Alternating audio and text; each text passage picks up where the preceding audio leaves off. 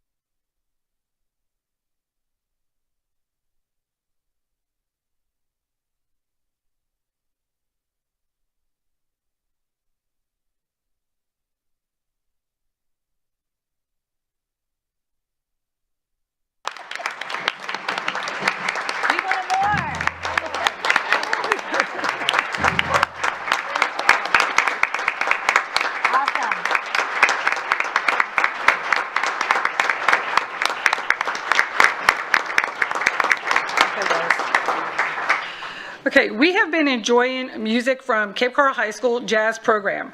This jazz combo is a select group of students from the jazz department at Cape Coral High School. This group works in expanding their musicianship through the study of improvisation and jazz theory.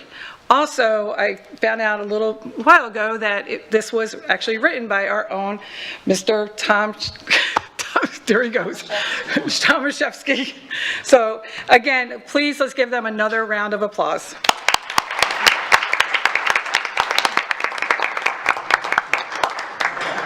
We're going to take a brief moment just so that they can clear out their instruments, and thank you all so much for being here.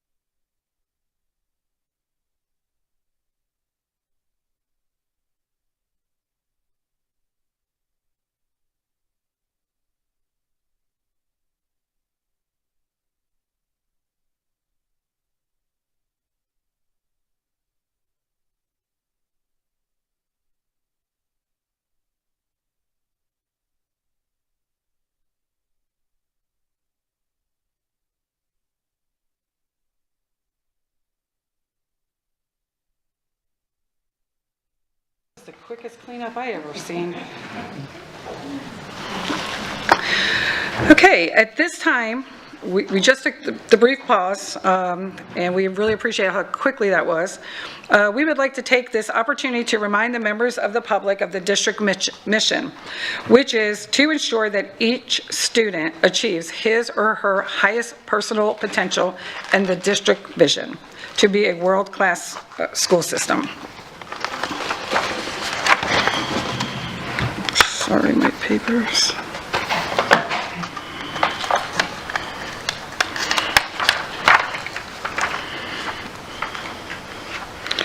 Tonight on the agenda includes moment of silence, presentation of colors, and the Pledge of Allegiance.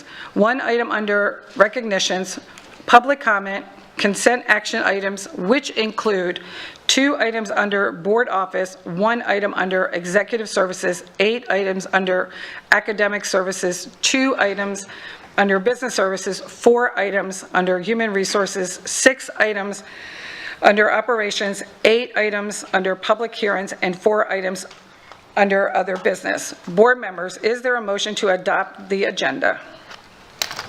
Ms. Morgan? I move we adopt the agenda. I'll second it. Okay, so the motion was moved by Ms. Morgan and seconded by Ms. Vaughn. And please record your votes.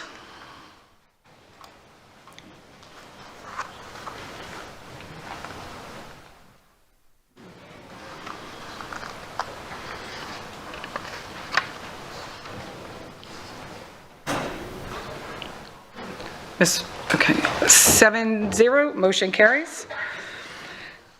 Ms. Patrica will lead us in a moment of silence, after which Mrs. Gittens will lead us in the presentation of colors and the Pledge of Allegiance. Ms. Patrica? Please stand. Please bow your heads in private prayer or private reflection.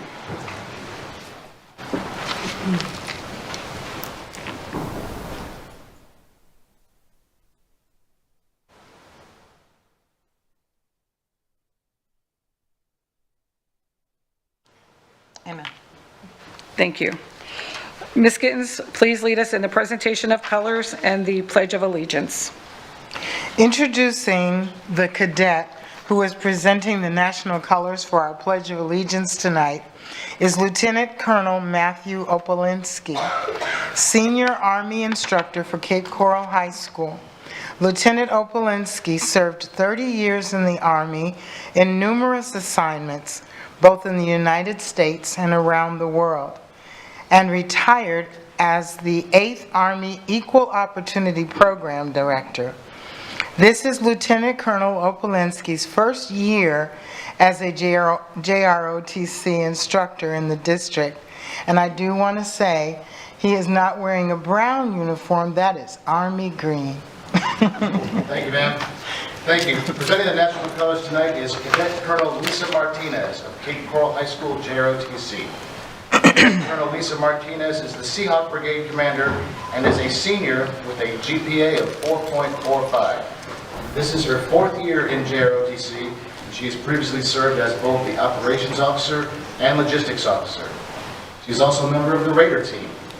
Her hobbies are drawing and has an after-school job at Domino's Pizza. After graduation, Cadet Colonel Martinez will attend Cape Coral Technical College and study to become an optometric assistant. Please join me in reciting the Pledge of Allegiance. I pledge allegiance to the flag of the United States of America and to the republic for which it stands, one nation under God, indivisible, with liberty and justice for all.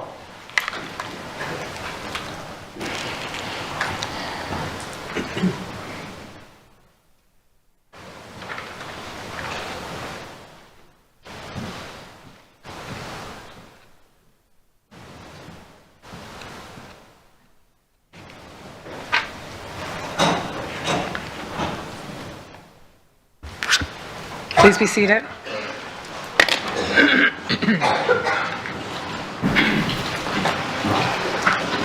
The next on the agenda is recognitions. Board members, please join me at the pit for the Healthy Living Collaboration District logo winner, and Ms. Fisher will be doing that.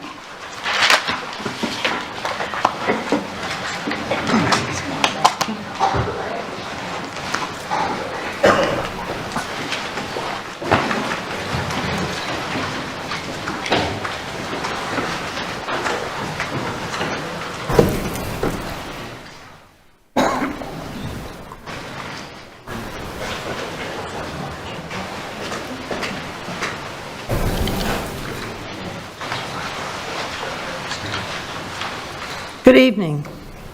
Can you hear me? Okay. I'd like to invite the members of the Healthy Living Collaboration to join me at the podium.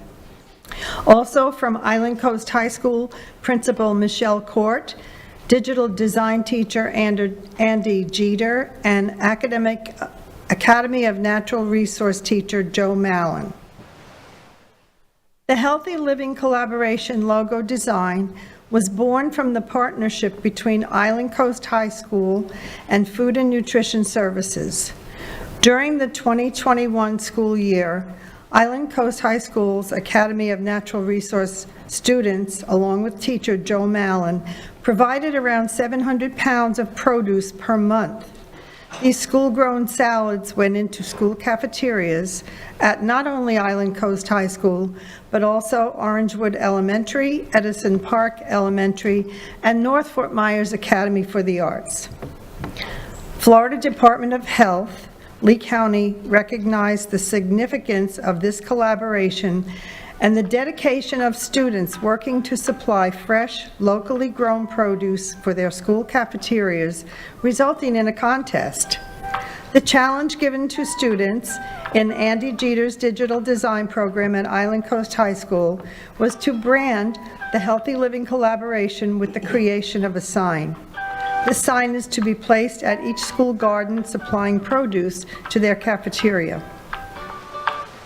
Since its inception in the fall of 2021, the Healthy Living Collaboration evolved into a multifaceted partnership between numerous school district of Lee County departments and over 15 local businesses and organizations, with all members focused on improving health, increasing food security, enhancing learning, along with promoting college and career readiness for the students and families of Lee County.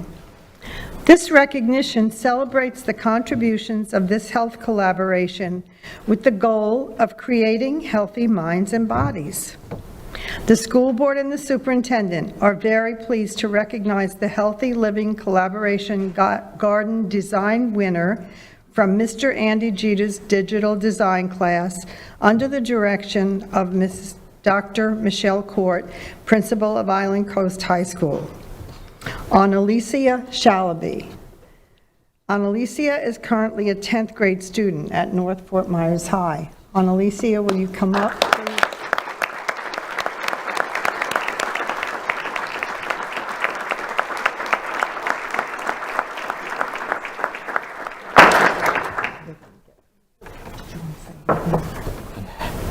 Okay.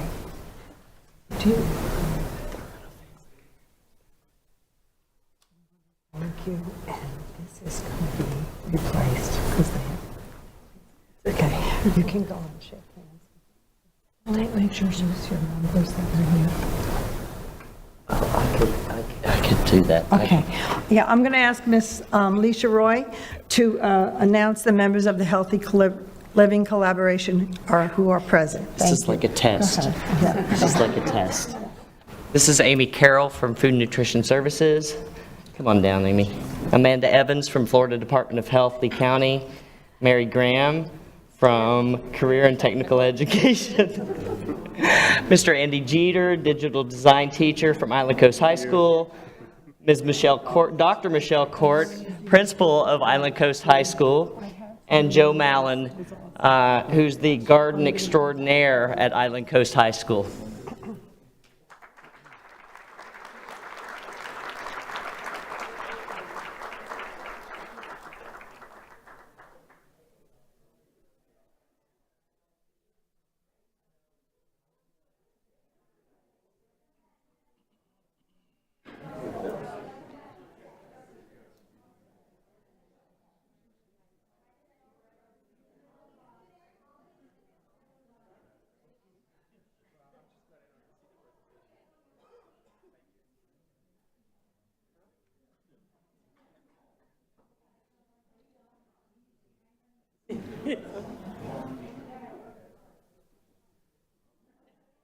Big smiles.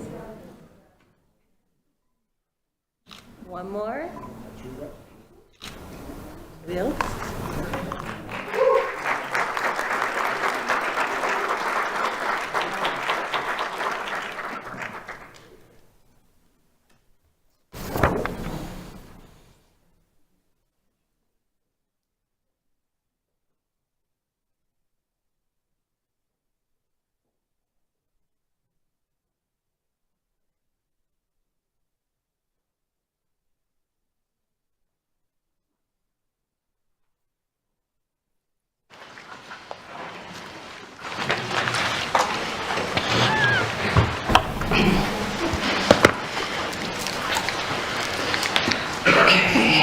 Well, congratulations. That was well-deserved.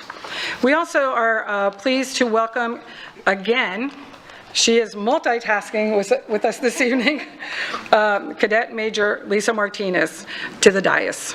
So thank you for being here with us. Appreciate you. The next item on the agenda is public comment. Ms. Dupree Bruno, please address the item of public comment. Thank you, Madam Chair. School board policy provides the opportunity at this point in the meeting to address the board concerning any matter on this meeting's agenda or any other matter relevant to the operation of the school district. If you completed a public comment card, please put it in the basket provided. If you need a public comment card, they are provided by our staff. The rules concerning public comment are posted and will be made from the podium in the front center aisle. Please be advised that the board will not respond during public comment to remarks made by speakers. Speakers and those attending the meeting are expected to act in a respectful manner.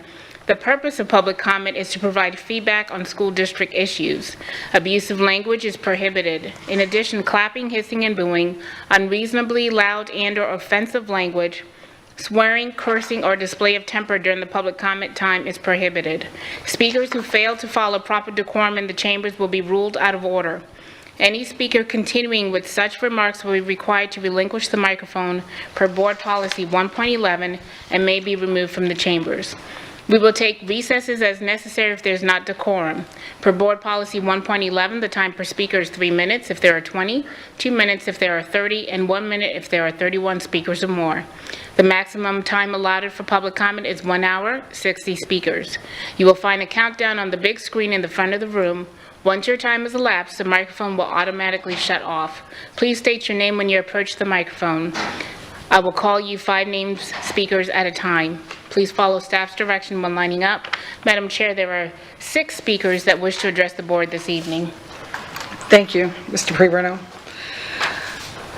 Please make sure you have completed a public comment card if you intend to provide public comment. The card is a public record identifying those who speak and providing contact information to staff for follow-up.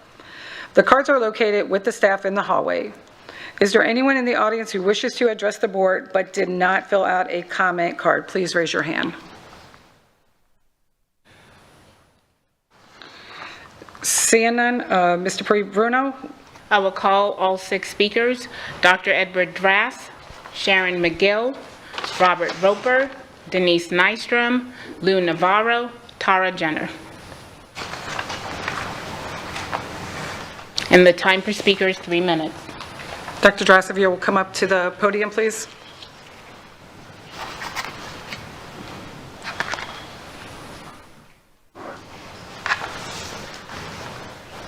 Good evening. Are we good here? You can hear me? Yes, sir. Hi, I'm Dr. Edward Drass. Good evening. I have several items I'd like to address. Item 1, the Biden Title IX changes go into effect September 12th. What effect will this have on local control of the school district functions? How will the district meet Title IX requirements while remaining in compliance with Florida statutes?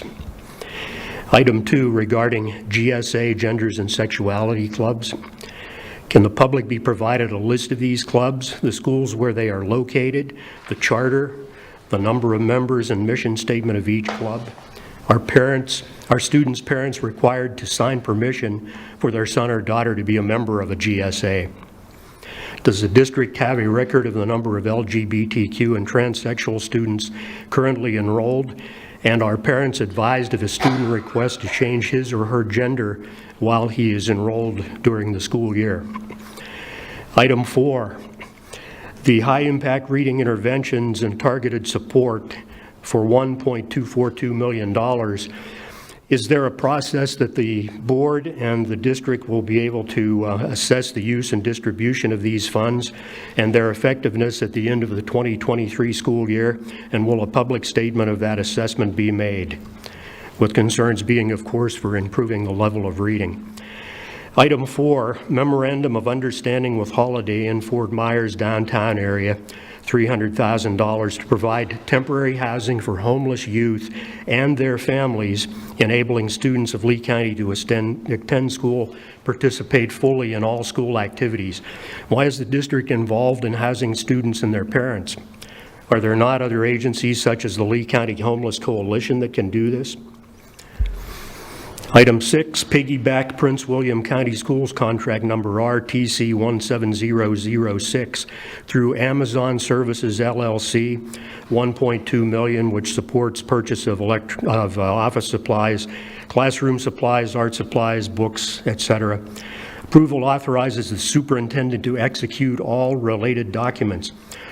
Why not use local vendors and spend this money locally and enrich our tax base? I know there's a discount for doing this, but still putting the money back into our system would be much more appropriate. And finally, policy 3.051, program of instruction, lines 56 through 60 reference instruction in sexual orientation and gender identity, classroom instruction by school personnel or third parties on sexual orientation. I'll skip ahead here. My question here is, although this is specifically stated, why do students require sexual orientation and gender identity beyond what's provided in a basic health class about reproductive?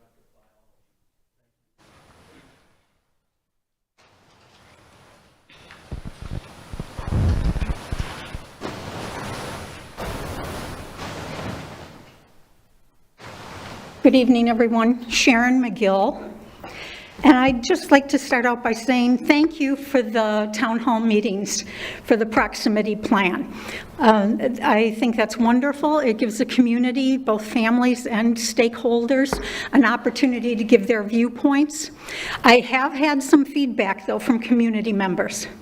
One being, is it okay if I bring my kids? Because I can't come if I can't bring my kids. And so I assured them that yes, they could bring their kids. So blame it on me if there's kids that show up. The other one was, is there any way there could be a weekend meeting?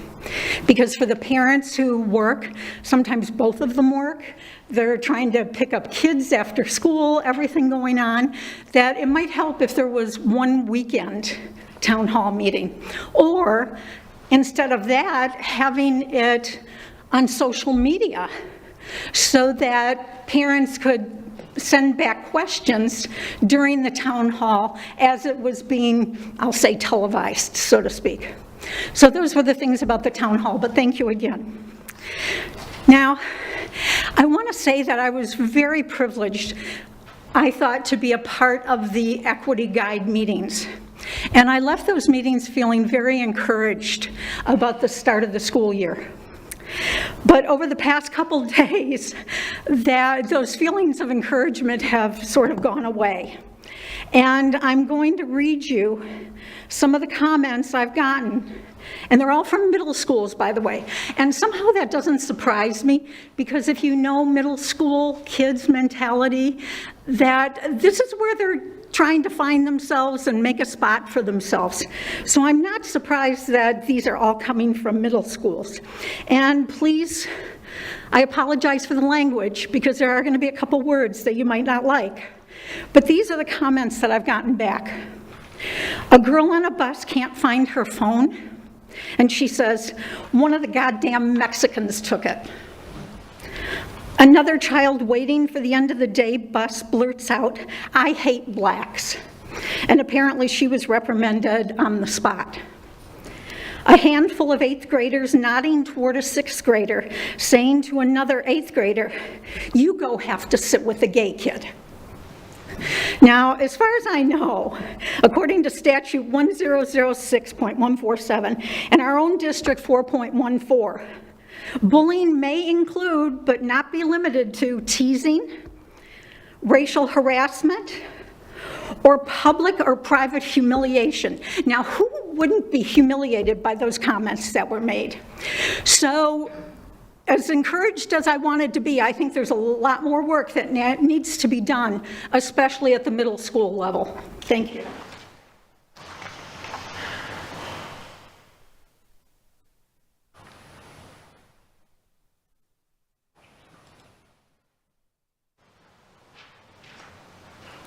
Good evening. Good evening.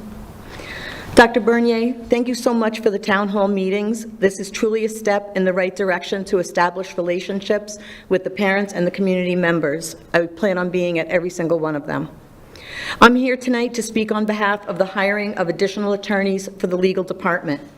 In a district where I worked as an assistant superintendent with 9,000 students, we had 2 full-time attorneys. The amount of work that they conducted was huge. One attorney was used for special education alone, which means that this district would need several attorneys just for the special education department. In a much smaller district than that 9,000 students, we hired an educational law firm, and we had at our disposal a full set of attorneys depending on what the issue was. I cannot imagine only having 3 attorneys on staff in a district that has 95,000 students. The legal department needs a full analysis in terms of the number of attorneys that are required to have the department function properly. The district needs to determine how many on-staff attorneys they need and what their roles and responsibilities will be, and in what cases you should outsource. One thing is for sure, an appropriate construct needs to be put into place. Attorney Bruno, I did not realize the inordinate task you have at hand, and I encourage the board to support Attorney Bruno in terms of hiring the correct number of attorneys for the district. Thank you.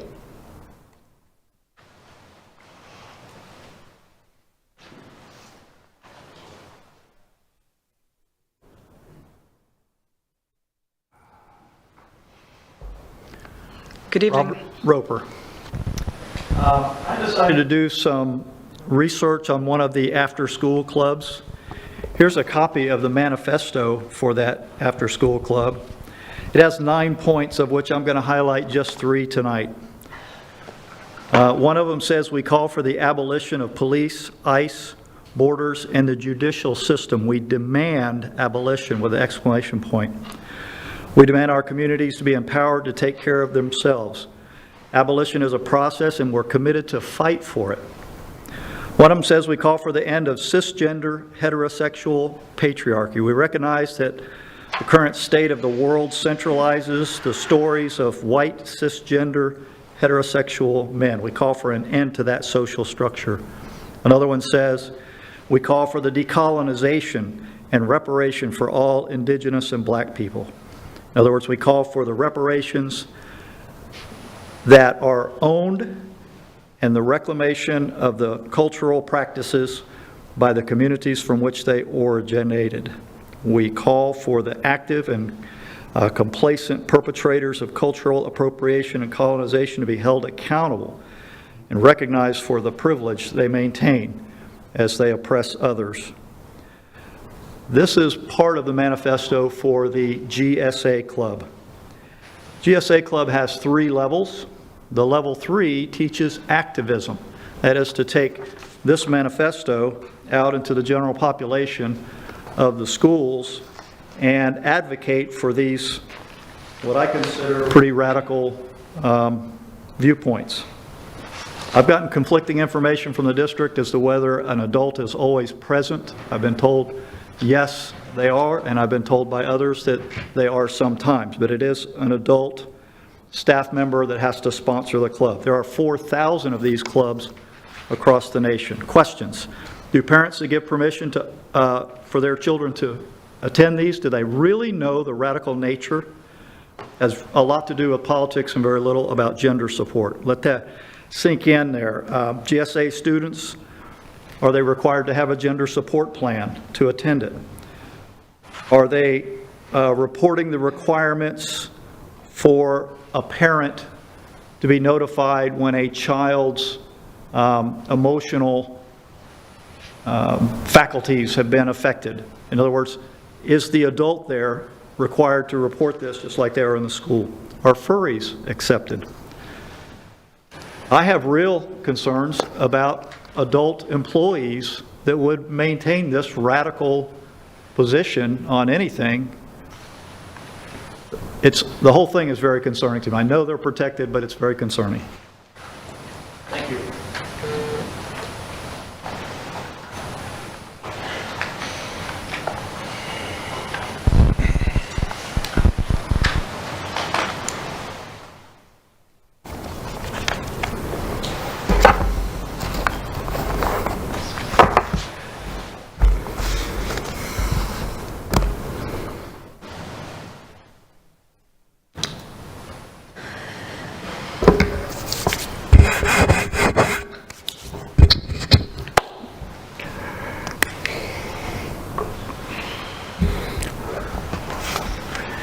Good evening. Good evening, board members. Lou Navarre, teacher, etc. I'm going to present a couple things. First, I'm glad that the parents and everybody is so concerned about LGBTQs and burning books. Did you look at the FSA? We're dismal, and that's all grade levels. I did. I don't know what's wrong anymore. Well, I do know what's wrong, but we'll go on. Saving education before the collapse and encouraging teacher hiring and retention. I keep asking you, we'll start the salary at $60,000.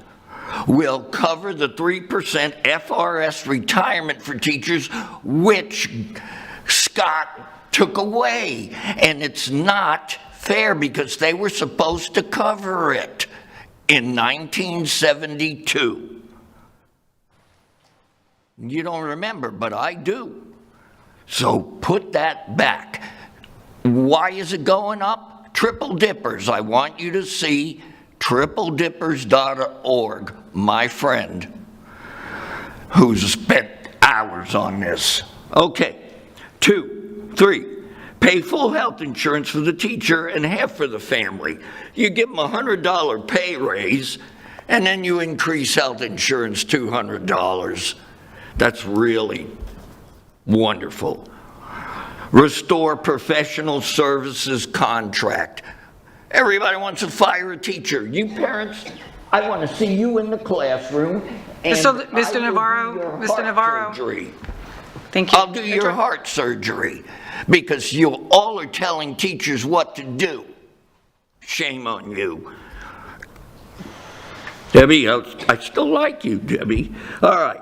Eliminate the certification test. That's Jeb Bush's folly. He owns Pearson. He has pay for the master's degree, any field. You took that away.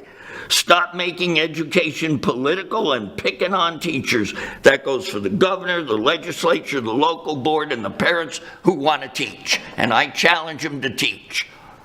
And I'll do their heart surgery. I want to see if they're going to tell me how to do it, or their heart surgeon.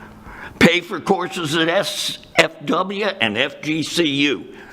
Now, I have gifts for all these, well, Constitution. I do want to say one thing. Dr. Berner here, he's a good choice.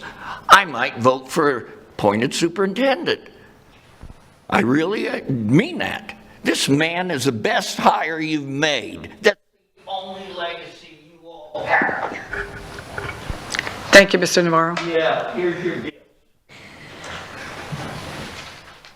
Constitutions for Melissa, Chris, and my friend Yvonne, and DJ. all you incumbents that are going to lead.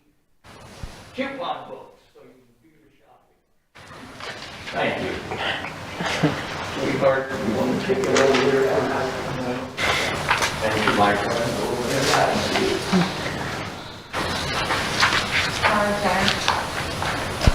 I'd like to address a couple of the policies that are being looked at this evening. 2.062, the Parental Bill of Rights. Looking at paragraph 1C, you have down that parents will be notified if there are changes to services, and I propose that you change that to prior to changes of services, since there is a parental right to be notified. Looking at policy 2.0621, you have on line 9 the U.S. Constitution, but we should add in the Florida State Constitution as well. Under the health issues segment, paragraph C, immunization, you talk about specific exemptions to the policy. Can you include those specific exemptions so that parents don't have to go running around trying to figure out what they are? Safety, which is page 7 of 15, also talks about specific felony offenses.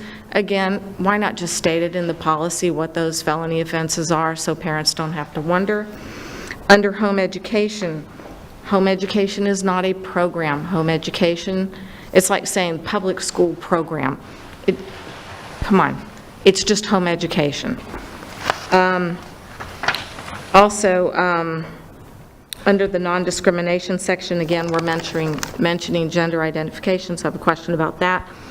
There's a section dealing with disabled students having the option of having their parents be able to be accompanied by a third party, and that's referenced later on that everybody has the right to bring a third party, so I'm not kind of sure why it's duplicated there and sort of singling them out, unless you're in some way implying that the parents of disabled students are disabled and they need an extra red flag, which I find a little bit offensive.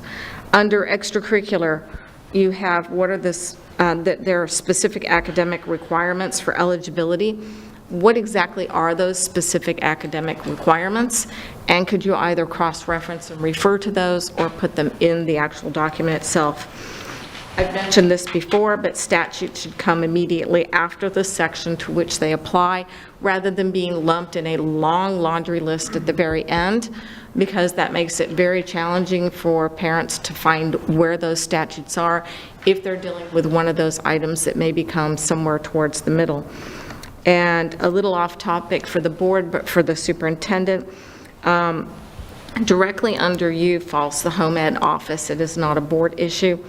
And I encourage you to look and see what their manpower status is, because from my reading of it, the number of home ed students has tripled at least since when I started, but the number of staff has remained the same, and they have less experience than they did. Madam Chair, that concludes public comment. Thank you. I know there was a lot of conversation regarding the town hall meetings, so thank you for sharing your thoughts. And this is just the beginning of the town halls, is that correct, Dr. Bernier? That is correct. The town halls are a kickoff due to my entry plan. There will also be additional meetings specifically with proximity. So the town hall is a part meet and greet, but part we wanted to have a good topic to talk about. So we thought proximity would be a good place to start. So yes, we'll look into those other dates as we look towards being more accessible to our community. Great, thank you on that. And then I know there was conversation about Lee County, about the school district being engaged with housing students. We are not engaged with that.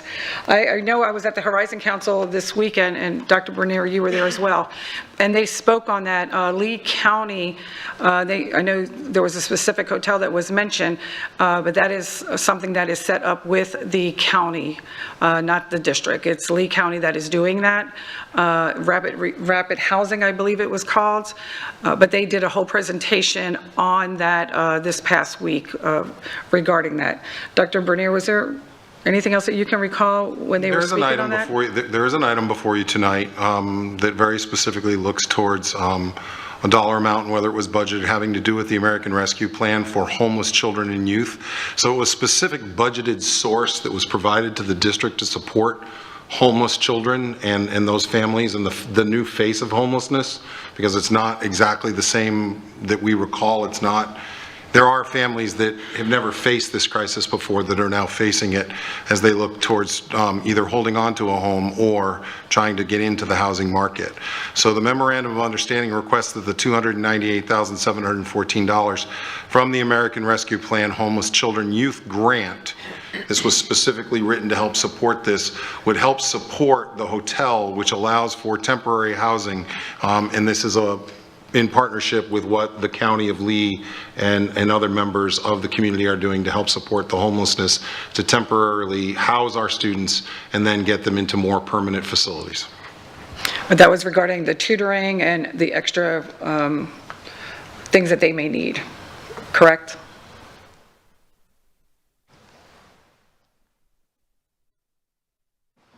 Yes. Okay, thank you.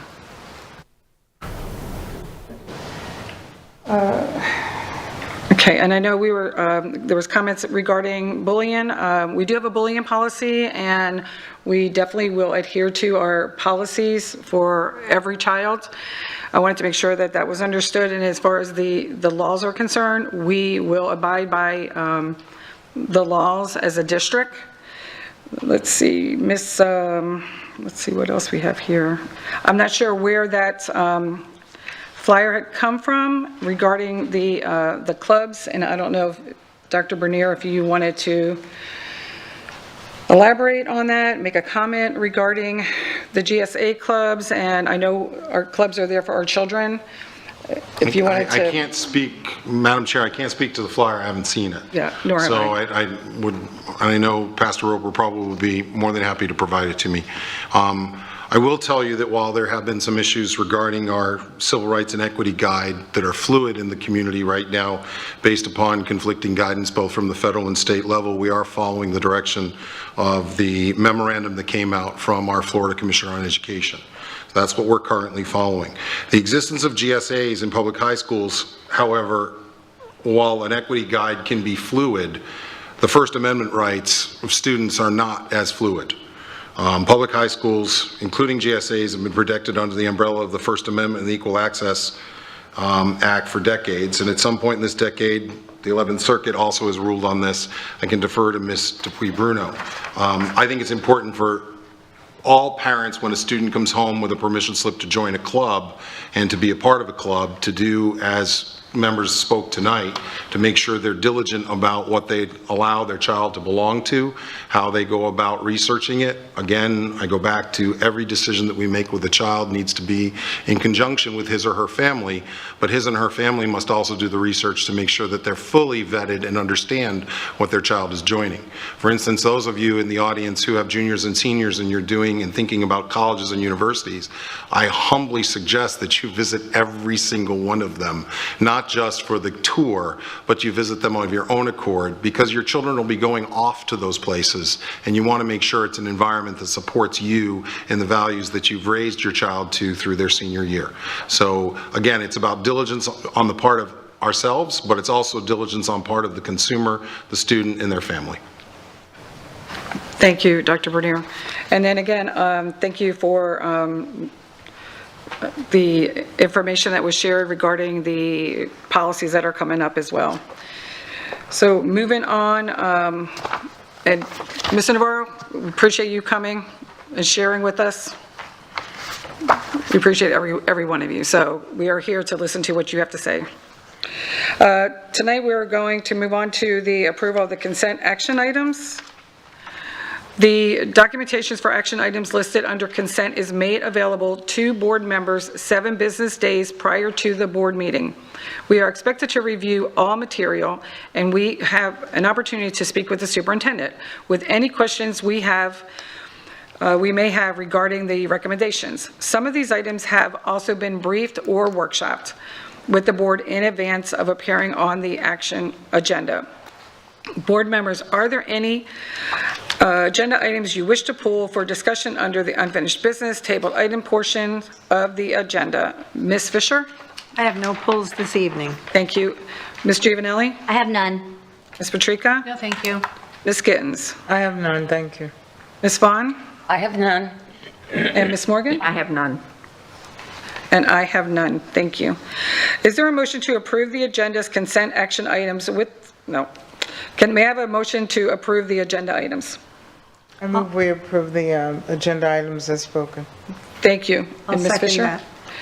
Thank you so much. Motion by Ms. Gittens and seconded by Ms. Fisher, and please record your vote.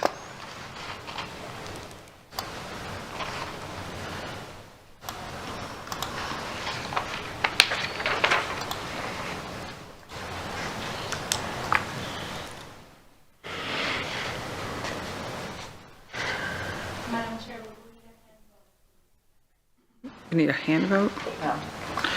Ms. Morgan? Aye. Ms. Vaughn? Aye. Ms. Gittens? Aye. Ms. Patrica? Yes, please. Ms. Giovanelli? Aye. Ms. Fisher? Aye. And aye. Motion carries 7-0. Dr. Bernier, please introduce any administrators in attendance with a new assignment that were approved under the consent agenda. Thank you, Madam Chair. Members of the board, by your actions this evening, you've appointed 2 new administrators into our school district, and certainly changing of their roles. I'd like to recognize the individual who will be joining us in the payroll department as the new director. That's Kevin Calfee.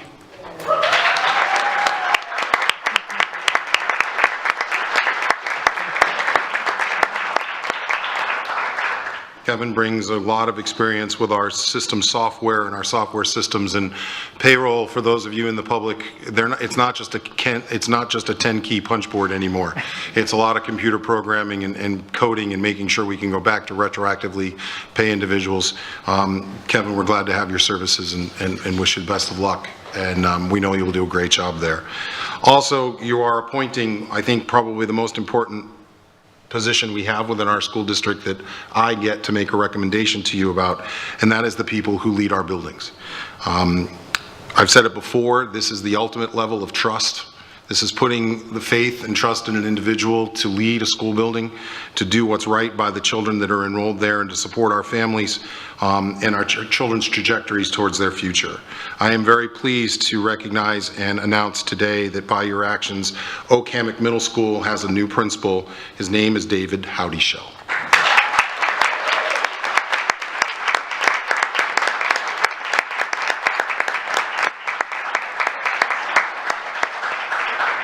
David has some experience both at Oak-Hammock as well as most recently at Estero. It's nice to see his Estero family out with him, as well as members of the Oak-Hammock family as well. Congratulations, sir. Congratulations to Kevin and David both. I know you're going to do a great job. If you'd like, we'll take a minute. We'd love to have you stay, but if you'd like to leave, we understand that as well. You have a busy day tomorrow. So we'll give you a few minutes if you'd like to. And congratulations again. Give him another hand, please.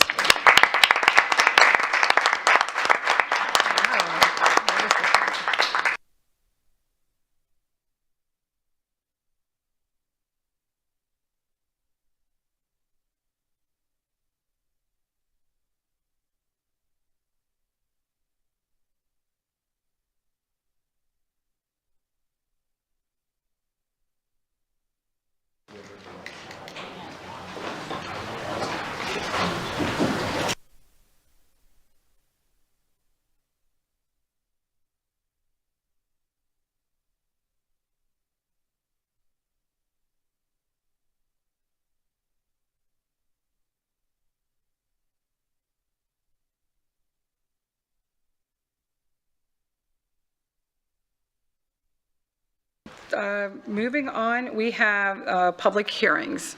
Dr. Bernier, please present your recommendations for this evening's public hearings items. Madam Chair and board members, we have several items this evening. The first is item 0.1, approval of the standard charter contract with Classical Education Network, Inc., doing business as Palms Classical Academy. The school will serve grades K through 12 for a 5-year term from July 1, 2023 through June 30th, 2028, with a projected enrollment of 895 in year 1 and a capacity of 1,234. Item 0.2, approval of the standard charter contract with Classical Education Network, doing business as Estero Classical Academy. The school will serve grades K through 12 for a 5-year term from July 1, 2023 through June 30, 2028, with a projected enrollment of 895 for year 1 and a capacity of 1,234. Madam Chair and board members, in compliance with the changes in the related rules and regulations and statutes, and to adopt best practices and to promote transparency and accountability, the following policies are being brought forward for board action. The effective date of the 5 adoptions and the 1 revision shall be August 31st, 2022. The policies are as follows. 0.3, approval to adopt the 2022-2023 student progression plan. 0.4, approval to revise policy 2.062, the Parents' Rights Bill. 0.5, approval to adopt the policy 2.0621, student parent rights. 0.6, approval to adopt policy 3.041, curriculum development. 0.7, approval to adopt policy 3.051, program of instruction. And finally, 0.8, approval to adopt policy 2.35, student publications. Thank you. We will now recess the regular school board meeting and open the public hearing items. As indicated, the public hearing this evening is to consider Dr. Bernier's recommendation as previously stated. At this time, the public will be invited to speak on these 8 items. The time allowed will be 3 minutes.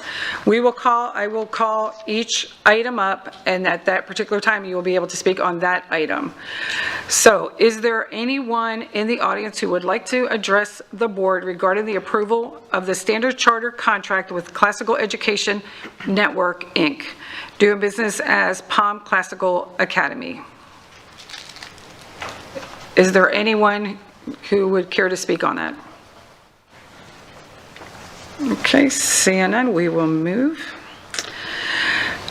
Item 2, is there anyone who would like to address the board regarding the approval of the standard charter contract with Classical Education Network, Inc., doing business as Estero Classical Academy? I'm sorry. Is there anyone that wishes to speak? Okay, seeing none, we'll move to item 3. Is there anyone who would like to address the board regarding the approval to adopt the 2022-2023 Student Progression Plan? If there's anyone in the audience that would like to address that? Seeing none, we will move on. Is there anyone who would like to address the board regarding the approval to revise policy 2.062, Parents' Bill of Rights? Please come forward. And please just state your name before speaking, it'll be 3 minutes. Your mic's So I request, pardon me? Okay, Ms. Jenner, so this, we'll be speaking only on this particular bill at this time. Exactly. And, yes, and Ms. Roman, you'll have the clock. Okay, I had made my comments about this particular policy beforehand, so at this time, I'm requesting that the board consider those recommendations, and they consider modifying the policy and come back after those changes have been made for adoption. Thank you. Thank you. Is there anyone else? Seeing no one else, we'll move on to item 5. Is there anyone who would like to address the board regarding the approval to adopt policy 2.0621, student parent rights? If so, please come forward. Tara Jenner, same as before, made my comments in the earlier statements, and I request that you consider not approving this at this time until those changes have been made or discussed amongst yourselves, and then consider updating it and approving it at that time after those changes are made and considered. Thank you. Thank you.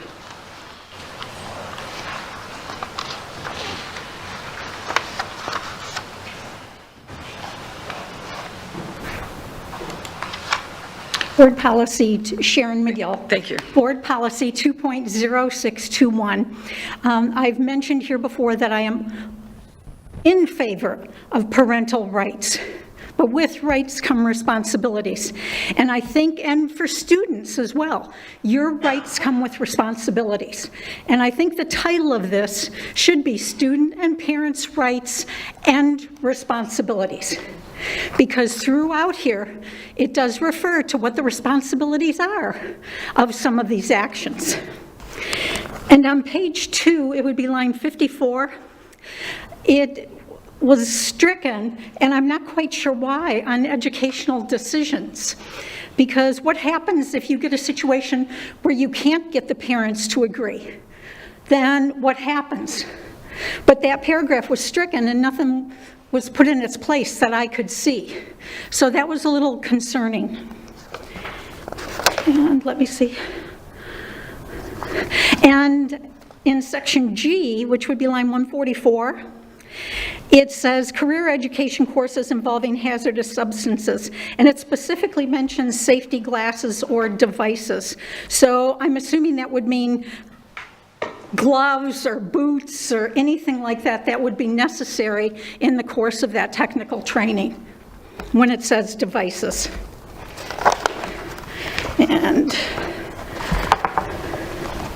And then number safe schools, number C, it would be line 614, says sex offenses including rape, sexual assault, or sexual misconduct with a student by school personnel.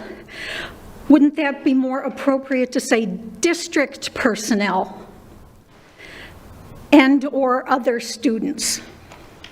Because it could be somebody that is not necessarily at the school, but is part of the district. That could be part of that safe schools section. And I think that might be it. Yep. Thank you.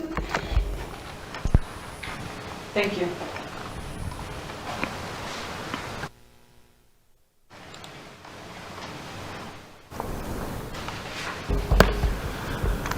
Robert Roper. I have a few comments on this policy beginning on line 301, page 8 of 15, under educational choice. Should Florida Virtual School also be addressed in this? It's listed on line 518 under D, extracurricular activities, but it's not listed here. Just a question. On page 9 begins the non-discrimination policy. And I would request that sexual orientation, gender identification, gender expression be removed and just allow sex and the definition of sex by state and federal standards be the definition, because it seems to change and fluctuate depending on executive orders and governors deciding this and that. It would just be better to have that one word and let sex be defined by the courts. This is wording that's not required by law, as I understand it, but it does allow for it. Under page 15, no, keep on going here. Page 13, under instructional materials D, parents have access to instructional materials. There is one huge loophole in this policy, and that is the teachers that have their own personal libraries within their classroom. Those books and instructional material are not cataloged, therefore they could be against the law or against the governor's wishes, and there would be no way for them to know it. I'm not saying that they have anything nefarious in mind. It's just that they wouldn't know it, whereas things that go through the media centers are controlled and there's processes in place to make sure of that. On the last page, safe schools, parents of the district, students where appropriate will be timely notified of a sexual assault, but, and I know it's not this policy, but I just want to point out the clarification. Policy 5.3111, mandatory reporting, says it will be done within 30 days. That seems to conflict to me. I don't know. I would think that you would want this 5.3111 to read immediately. That's it. Thank you.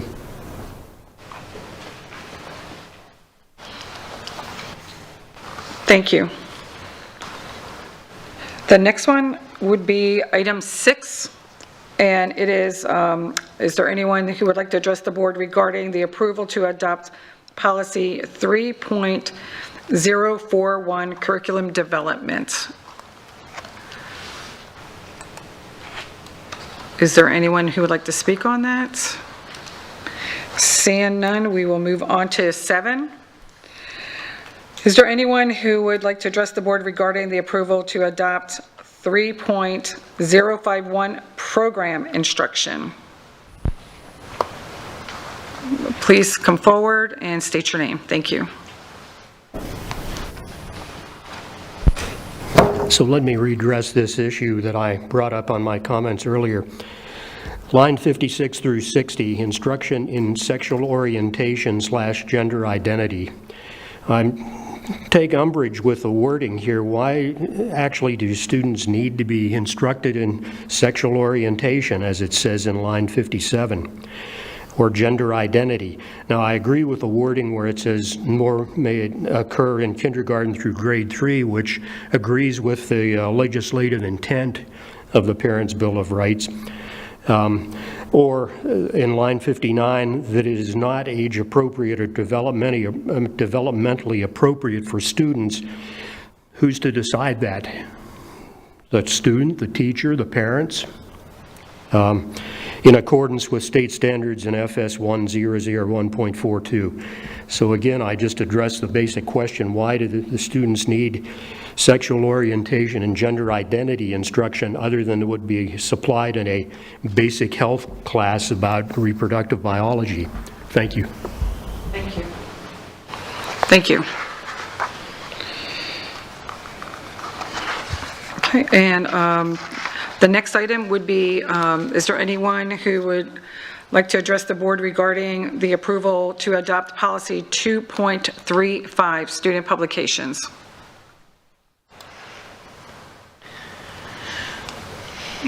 Is there anyone that would like to speak on policy 2.35? Okay, seeing none. Okay, I will now close the public hearings and reconvene the regular school board meeting of August 30th, 2022. Dr. Bernier, please restate your recommendations for this evening's public hearing items one at a time. Thank you. Item letter O.1, approval of the standard charter contract with Classical Education Network, Inc., doing business as Palms Classical Academy. The school will serve grades K through 12 for a 5-year term from July 1, 2023 through June 30th, 2028, with a projected enrollment of 895 year one and a capacity of 1,234. Thank you. You have heard the superintendent's recommendation that the board approves the standard charter contract with Classical Education Network, Inc., DBA Palms Classical Academy. Board members, is there a motion to approve? Ms. Morgan? I move we approve the superintendent's recommendation for the charter contract with Classical Education Network, Inc. for Palms Classical Academy. Thank you. I'll second that. Thank you. It has been moved by Ms. Morgan and seconded by Ms. Fisher. Is there any discussion on this item? Seeing none, please record your vote.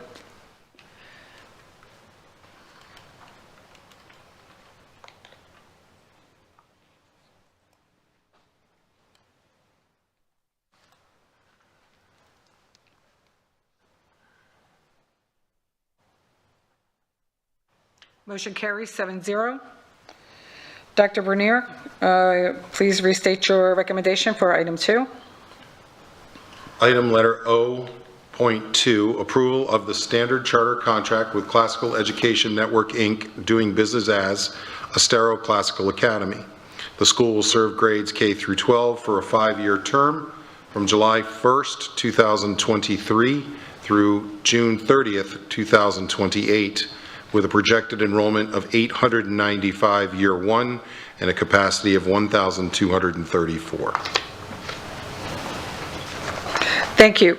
You have heard the superintendent's recommendation that the board approve the standard charter contract with Classical Education Network, Inc., doing business as Estero Classical Academy. Board members, is there a motion to approve?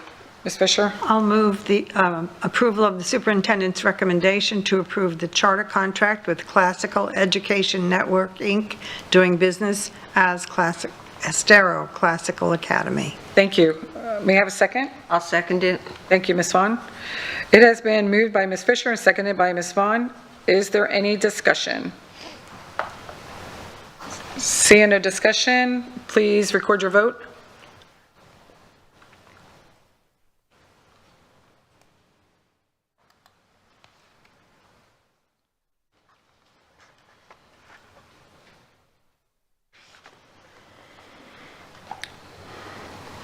7-0, motion carries. Dr. Bernier, will you please do your recommendation for number 3, please? Item letter O.3, approval to adopt the 2022-2023 Student Progression Plan in compliance with the changes in related rules, regulations, and statutes, to adopt best practices and promote transparency and accountability. The effective date of this adoption shall be August 31st, 2022. Thank you. You have heard the superintendent's recommendation that the board approves to adopt the 2022 through 2023 Student Progression Plan. Board members, is there a motion to approve this item? Ms. Morgan? I move we approve the superintendent's recommendation to adopt the 2022-2023 Student Progression Plan. Thank you. Second? I'll second that.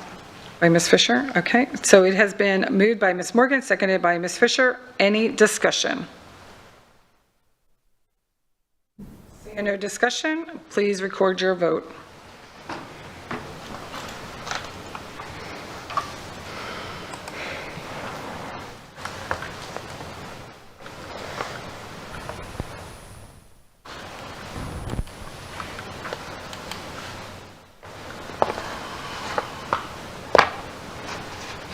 Seven zero, motion carries. Dr. Bernier, please continue to number 4.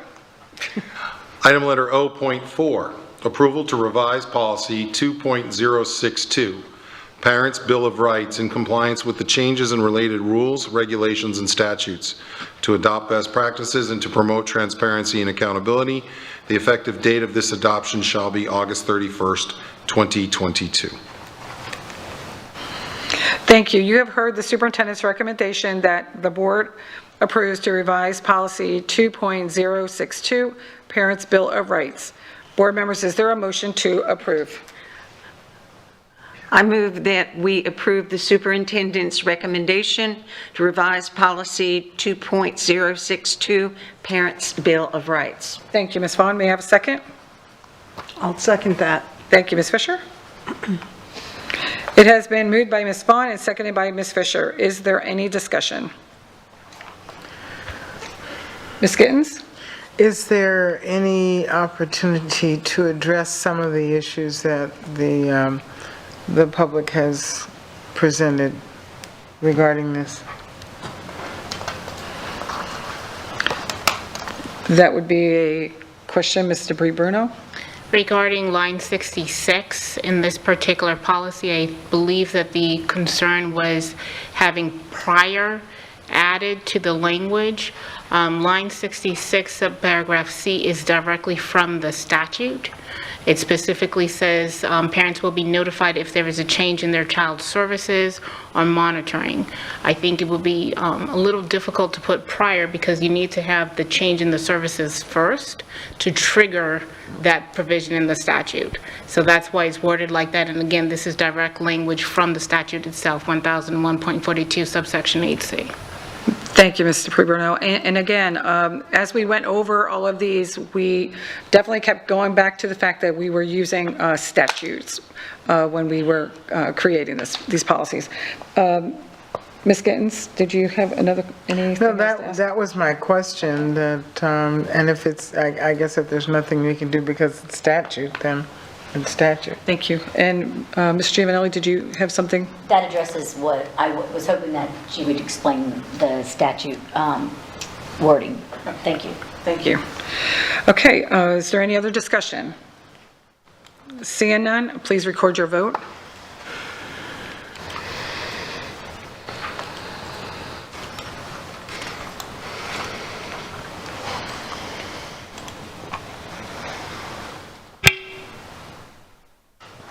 Okay, motion carries 7-0. Thank you. Dr. Bernier, we're on to item 5, please. Letter O.5, approval. Item letter O.5, approval to adopt policy 2.0621, student parent rights in compliance with changes in related rules and regulations and statutes, to adopt best practices and promote transparency and accountability. The effective date of this adoption shall be August 31st, 2022. Thank you. Okay, you have heard the superintendent's recommendation that the board approves to adopt policy 2.0621, student parents' rights. Board members, is there a motion to approve? I'll move to approve the superintendent's recommendation to adopt policy 2.0621, student parent rights. Thank you, Ms. Fisher. May I have a second? I'll second it. Thank you, Ms. Vaughn. It has been moved by Ms. Fisher and seconded by Ms. Vaughn. Is there any discussion? Ms. Gittens? Basically the same question as the last one regarding the inclusion of Constitution. Anyway, just addressing what the community concerns were, and I'm not sure if it's something we can change or but just to address that the comment was made. Okay. Thank you. And again, I'm going to go back to when we were going over all of these, I know we did do a couple changes, and then we kept going back to what does the statute state. That way, we wanted to make sure we were staying in, for every single one of these policies, we were staying with the state statutes. I just wanted to, and we will go to Ms. Dupree-Bruno in a second. I know so she can answer if there's any other questions. Ms. Patrica? Oh, I just wanted to address the public comment, because I will say that I have read this language. All education programs, activities, and opportunities offered by the district are available without discrimination on the basis of, and then there's a list of things. And that list of things really could be encompassed by saying, on the basis of any human condition. But it doesn't say that. There's a list of things instead. And I have thought to myself, sex really does encompass sexual orientation, gender identification, gender expression. But what is the harm in explicitly stating that this district will not discriminate on the basis of all of those things? It's not encouraging them. It is not in any way, shape, or form teaching these things. It is simply saying that this district does not tolerate discrimination on that basis. And for those reasons, I wholeheartedly support this policy as written. Thank you. Mr. Bruno, same. The only question. thing I would add to what you stated, Ms. Jordan, is with regards, I think somebody had a comment about a strikeout, and I believe it was paragraph 50, line 54. That was stricken out because the school district has to be very careful in being judged in a custody situation. We don't want to make those types of determination that is really for a family law court. So that's why that was stricken out, to make it very clear that we are not the decision makers in those types of situations. Thank you. Any, Ms. Gittens? Well, in listening to Attorney Dupree-Bruno and also Ms. Patrica, I tend to agree with more specifics, keeps us out of questioning the definition of sex down the road. That someone, something comes up and someone decides, well, it just says sex, and we have to interpret it at that time. Having more specifics is like interpreting it prior to any situations. Would that be correct, Attorney Bruno? I think this is going to Ms. Patrica's point, is trying to be as inclusive in terms of the district's position on non-discrimination. Thank you. Thank you. Is there any other discussion? Seeing none, please go ahead and record your vote.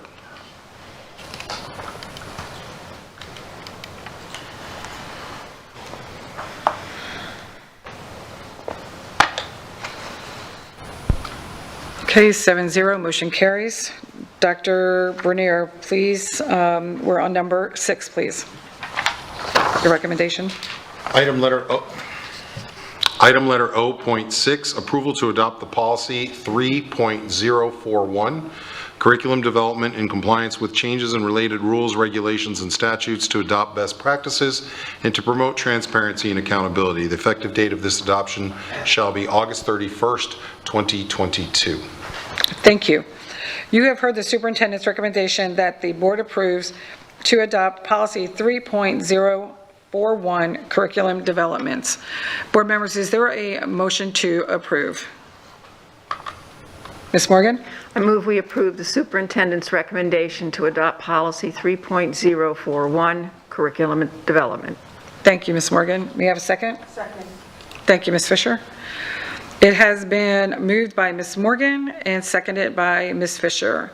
Is there any discussion? Seeing no discussion, please go ahead and record your vote.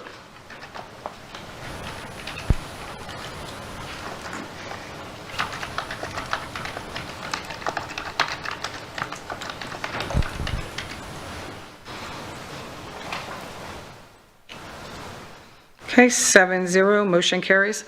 And I just want to say real quick too, these items that are coming before us that we're voting on, we have seen these multiple times.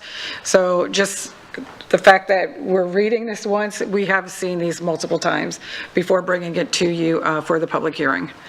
Dr. Bernier, number 7.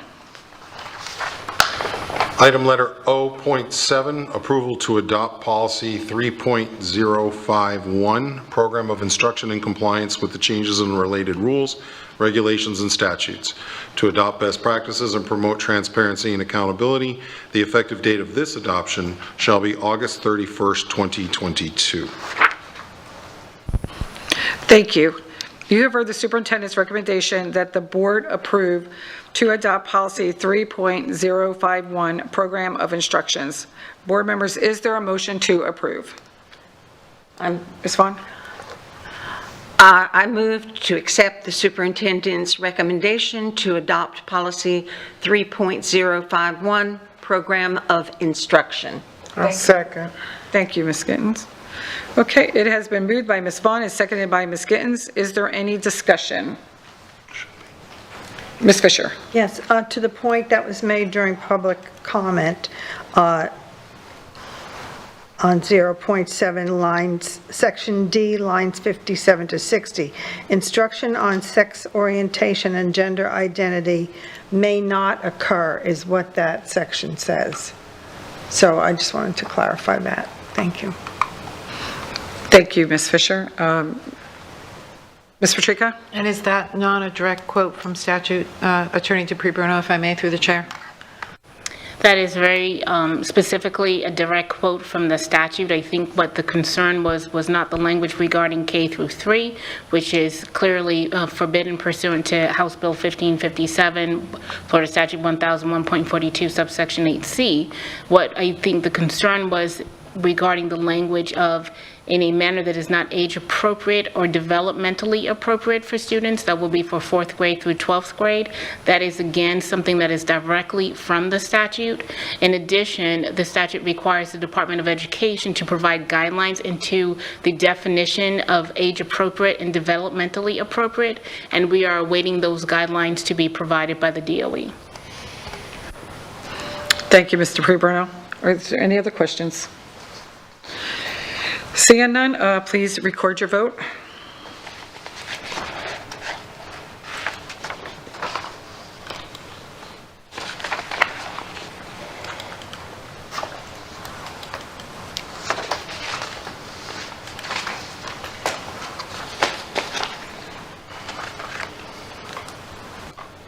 Okay, motion carries 7-0. Dr. Bernier, please continue number 8, please.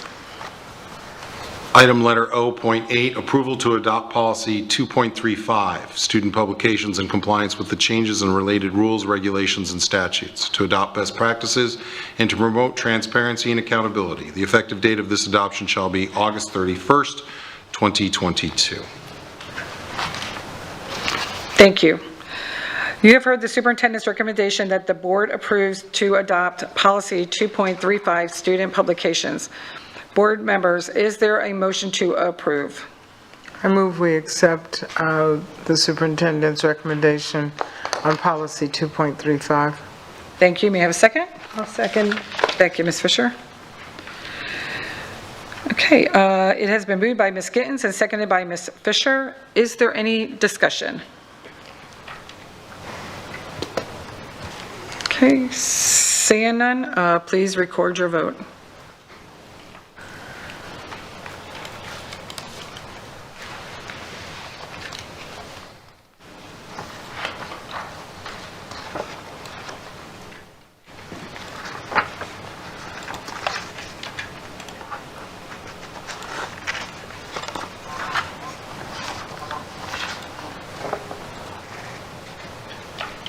Okay, 7-0, motion carries. Thank you.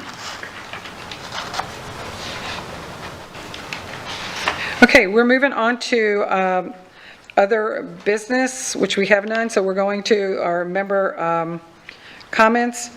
But before we start with member comments, I am going to ask our guests to go ahead and speak, so that way, if she needs to leave, she can leave. And then that way we'll move on with ours. And again, Lisa, thank you so much for being here. We really appreciate you, honey. Of course. Do you have anything to say? Just push that button and share with us. Yes. I just want to thank the Board of Education for allowing me the opportunity to be seated here with them tonight. It truly is an honor, and I greatly appreciate it. As stated before, my name is Lisa Martinez. I'm a cadet colonel in the JRTC program for Cape Coral High School. And I just have one concern. I apologize if it is unrelated to the current events that we spoke about. The 7-period day that has been put into place for high schools in the lead district, and I believe everywhere else, I could be wrong. It is nice to be able to see all your teachers every day.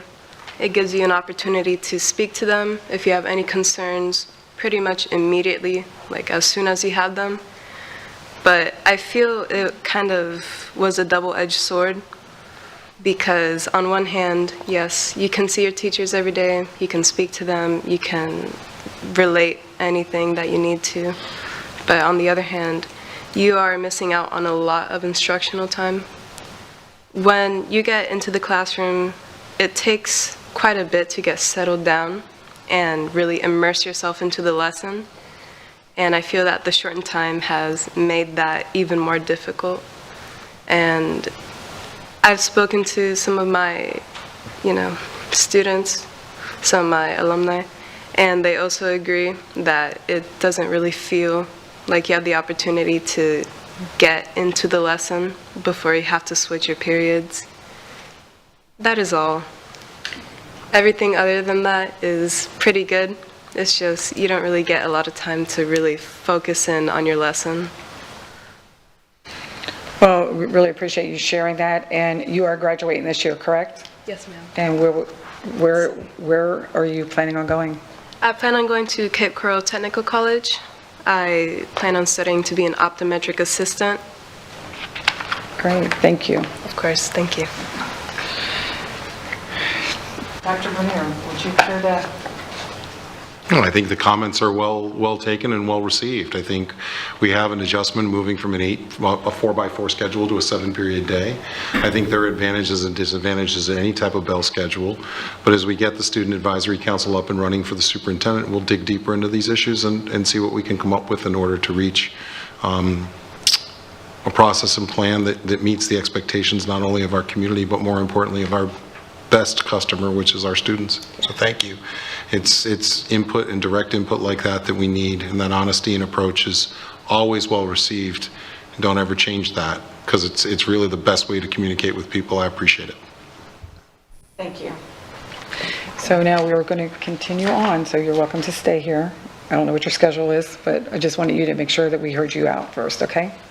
Okay, thank you. And so we're going to start on this end with Miss Morgan and continue down.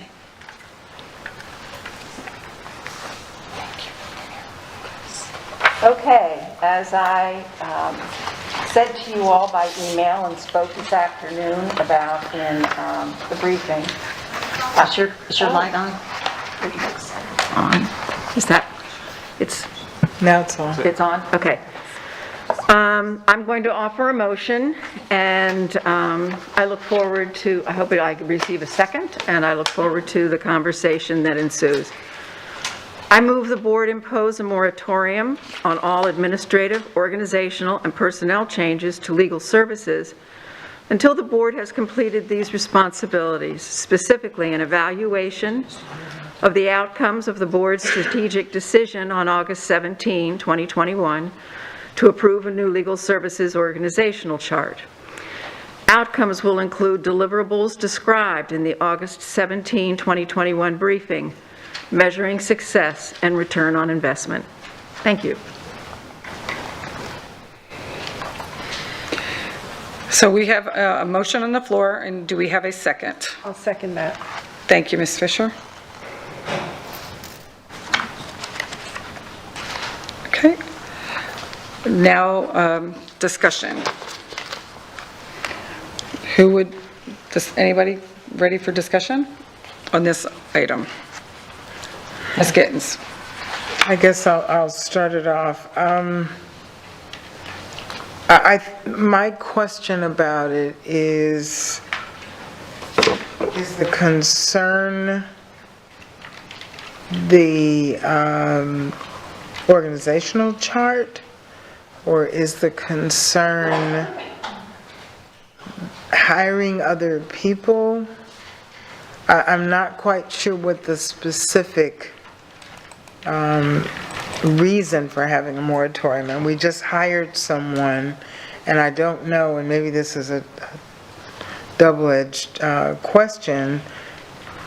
Was there a possibility of hiring someone else in the near future? Is that, what brought this on? I wouldn't mind looking at, the organizational chart if that's something we need to do. But I'm just not sure what the moratorium would mean, Ms. Morgan, if I may ask her. Yes, please. Ms. Morgan? I was not aware, and I am not aware because we got an email from the board attorney this afternoon. I was not aware that there were some pending administrative processes in process.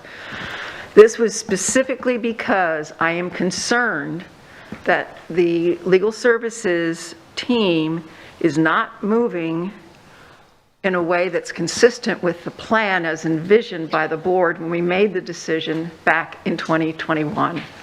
And I believe it's incumbent on us to have a discussion, because questions have been raised about the quality of services provided. Questions have been raised about turnover. Questions have been raised about compensation, et cetera. So that's why I'm asking. That's why I made the motion. May I finish then? Yes, please. I personally believe we've just hired, well, in the last couple of months, we've just really staffed the legal department. And I can't say that I totally agree with the fact that it's not producing what we said it should produce when all of the changes in the staff are so new. I almost feel like we need to give it an opportunity. And what I heard this afternoon is the urgency because of the other, situation that happened, and that we may be shirking our duty. But I still think we just hired the last person, I think at the last meeting 2 weeks ago. And to say we're not delivering, I just think it's way too soon. I think if that's a concern, then maybe Ms. Morgan, if someone can bring up a time certain as to reviewing the status and seeing where we're at with it. But I just think it's a bit unfair to finally get all the people that you need, especially with the turnover. I don't think we need to look at this as to who left and all of that before that's done. For whatever reason, this one and this one are gone, and this is who we have now. And this new team just started within the last few months. And if we want to put something out there that we will review this within a certain amount of time, I can go with that. But just stopping whatever they're doing for whatever purpose, I'm just not quite sure I can follow that. Ms. Barker, were you going to answer that question? Then I'll go to Ms. Vaughn. Yeah, so the issue is, yes, we have staff. The question is, are they providing the services that district staff need? And we have not asked the question. We have had a significant decline in experience of legal staff. And I think we need to understand what the impact has been on the ability of our staff to do their jobs, especially if we're considering hiring more. I'm concerned about the qualifications and experience that we're looking for in candidates. So thank you for the opportunity to respond. Ms. Vaughn? Okay, there's a lot to unpack here, more than just the actual motion that Mrs. Morgan gave to us and that she just repeated.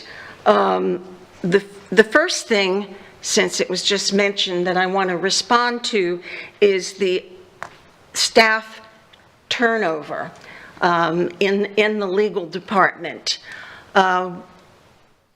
Yes, there has been a staff turnover. However, it seemed like there was a domino effect on this staff turnover when our prior staff attorney, Mr. Brian Williams, who now works in Collier County, I would say poisoned the way that we were looking at the legal department. And I hadn't gone back to the meeting, but the particular meeting, but I specifically remember that there was maybe 2 years ago or less, a time when there was a review for the board on, well, what does the board attorney do and what does the staff attorney do?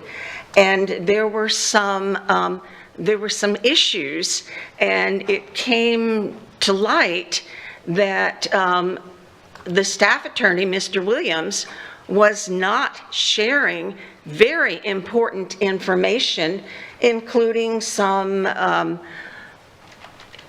legal, I'm not sure if they were lawsuits or proceedings, some legal proceedings. And the unfortunate upshoot from all of this is that, in my view, and I have actually even seen some emails recently that were sent, this was by a request by a constituent, that that Mr. Williams is still meddling with things in Lee County. Unfortunately, we had the development, which again was very toxic. Mrs. Dupree-Bruno, team Mrs. Dupree-Bruno, team Mr. Brian Williams. That was toxic. People took sides, including board members took sides. Staff took sides. I think it was a good thing to move, for whatever reason, that the people who left this district from the legal team, to remove the toxicity. And while we're talking about that, it wasn't just the legal team where we had lots of people resign, lots of long-time people. I also want to point out that not everything, but a fair amount of this happened during a time of transition in this school district. We had Dr. Savage, who was an excellent interim superintendent, but all of us knew as well as he knew that he was an interim. superintendent. And since that time, we have had a change in administration. And again, I'm going to go back to the fact that it's not just legal team, but quite a few, even high-ranking director and above people left the district, looking at the change of our top administration. In other words, a new superintendent. And so what I wanted to do, and I actually told Dr. Bernier in an email that I was going to ask him a question about meeting needs, if I may, Madam Chair. And one of the things is whether, let's see, I wrote, I would be asking you, Dr. Bernier, to weigh in on Ms. Morgan's point of discussion, whether or not the legal team organization meets your needs.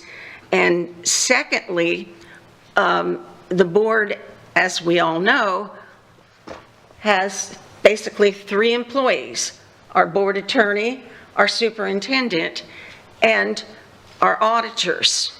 The others, these are people that our present superintendent hired. So in talking about the lowering of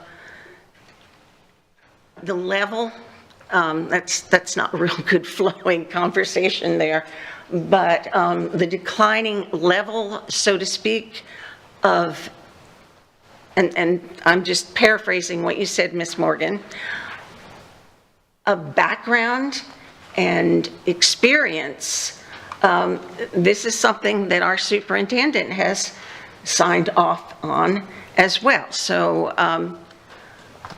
I'm just assuming, because he's done an excellent job of bringing new blood, which we desperately need here in Lee County schools, and actually the whole county, but in Lee County schools. So Dr. Bernier, do you feel that at present the legal team is meeting the needs of you and your staff? It's a different question than what you sent me. You asked me whether I believed in the organizational structure, of which I do. I am happy to answer that question regarding, it does not matter to me what the structure is. And I've worked under both formats where there's a board attorney and a superintendent's attorney. And I've also worked under a format where there's a general counsel office with a legal law firm underneath the general counsel, very specific to very specific needs. I can work with either system.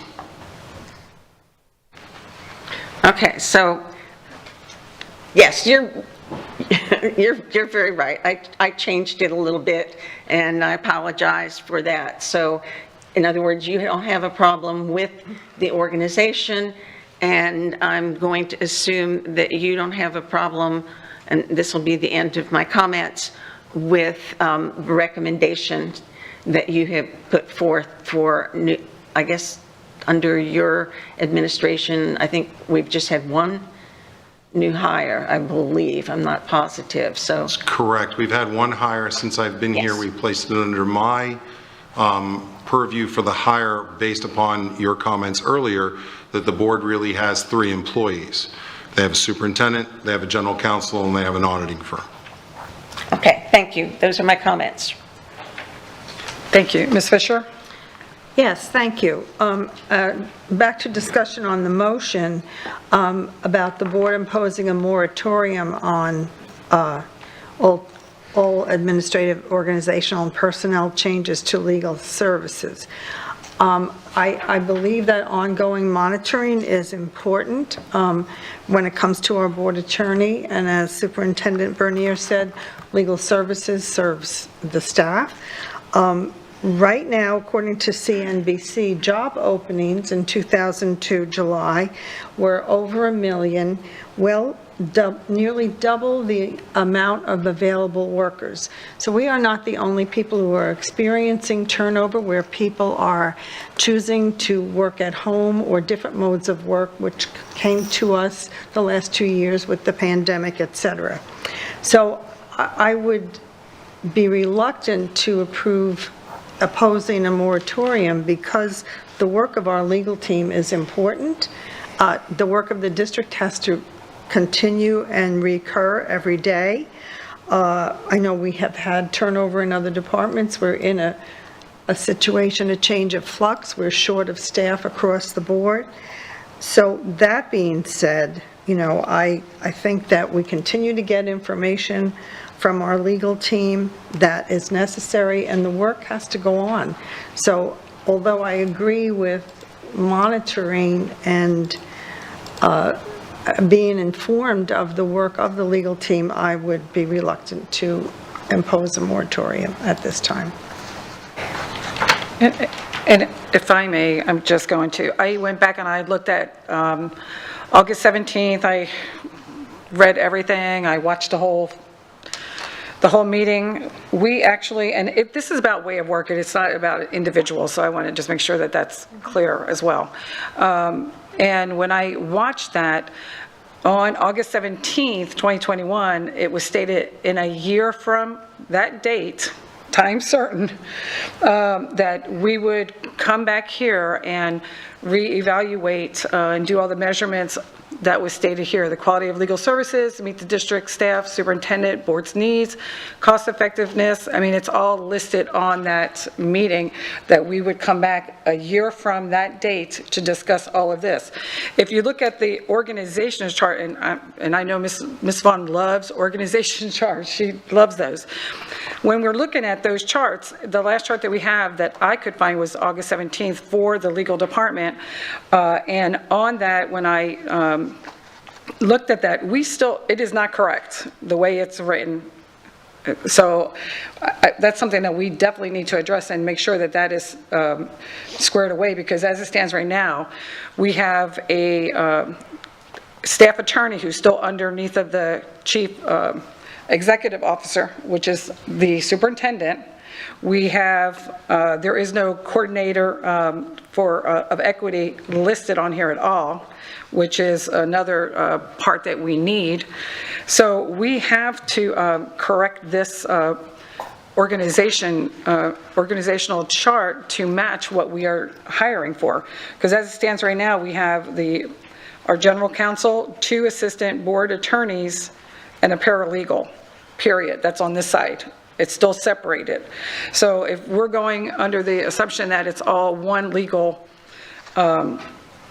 services, and when I went back and I listened to it again, how everybody was going to do, collaboration was a huge word of that particular meeting, how everybody was going to collaborate and work together on both sides, which there were still considered 2 sides, and that we were going to make sure that, we were going to measure, and I'm sorry, I'm looking at all my notes that I was writing, measure success, from that year with the attorneys that we had at hand, which none of those attorneys are here at this particular time. So I think we do need to make sure that we change this, have this form changed to make sure that it fits the need of the legal team that Ms. Dupree Bruno is working, trying to create, so that way we can move forward, but we absolutely have to have that. And I even went back to, we did another presentation January 11th, which, just spoke about the legal services. And again, it reiterated what the attorneys were and their jobs, the responsibility of those. And again, that was the 2 attorneys that we had hired, which was Mr. Hudak and Ms. Zupke. And here again, and Ms. Schroed, who's no longer here, and that's still as a staff attorney. The coordinator of equity does not exist on that one either. So I think we just need to make sure that we have the right organizational chart to match what is going on, and that I think we need to do sooner than later so we can move forward and have it match what the needs are. Madam Chair. Ms. Gittens? Well, the question I have, is there anything, I mean, we set out the whole plan August 17th of 21.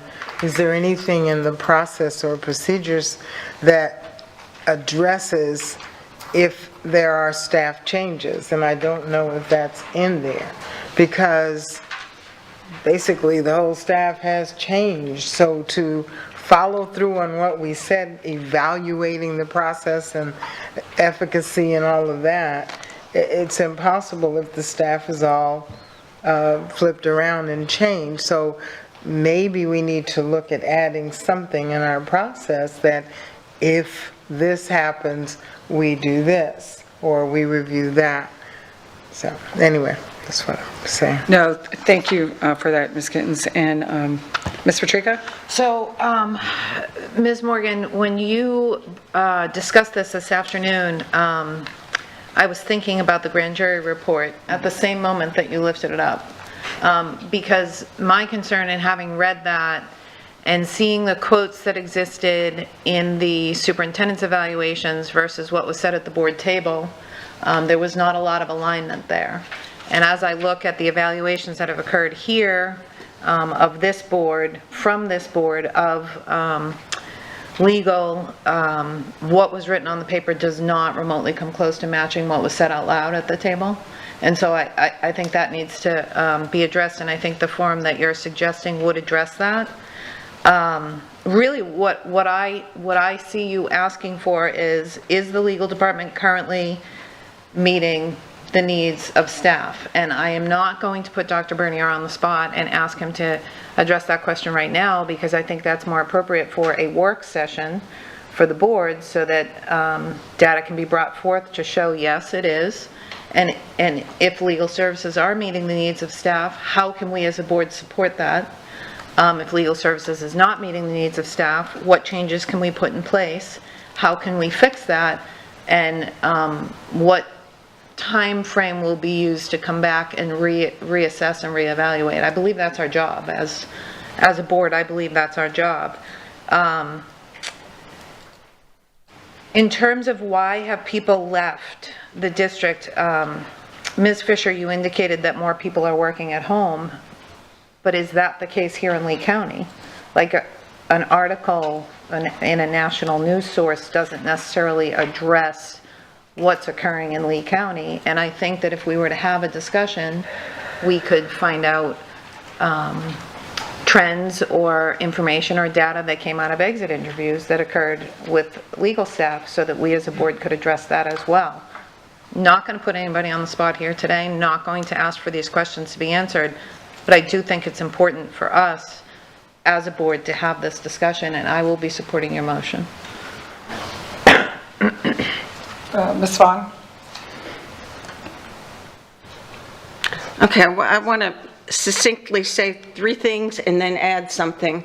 First, again, there has been an administrative change, major change in this district from a year ago. And I too went back and watched the meeting, and I'm very well informed on exactly what we said.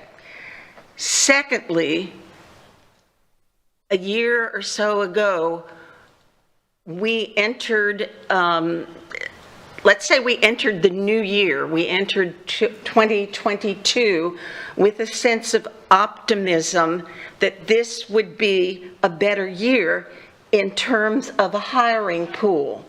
It has not been, and as a matter of fact, it seems that it's gotten worse, which was already pointed out. And yes, I know a lot of people that work from home in Lee County. Another thing that we didn't know was going to happen, and again, I will be happy to provide the proof on this. I don't have it with me, but I will bring it. we didn't realize that there would be a continuation of meddling in the affairs of the legal department of Lee County Schools from someone who left this system as a disgruntled employee.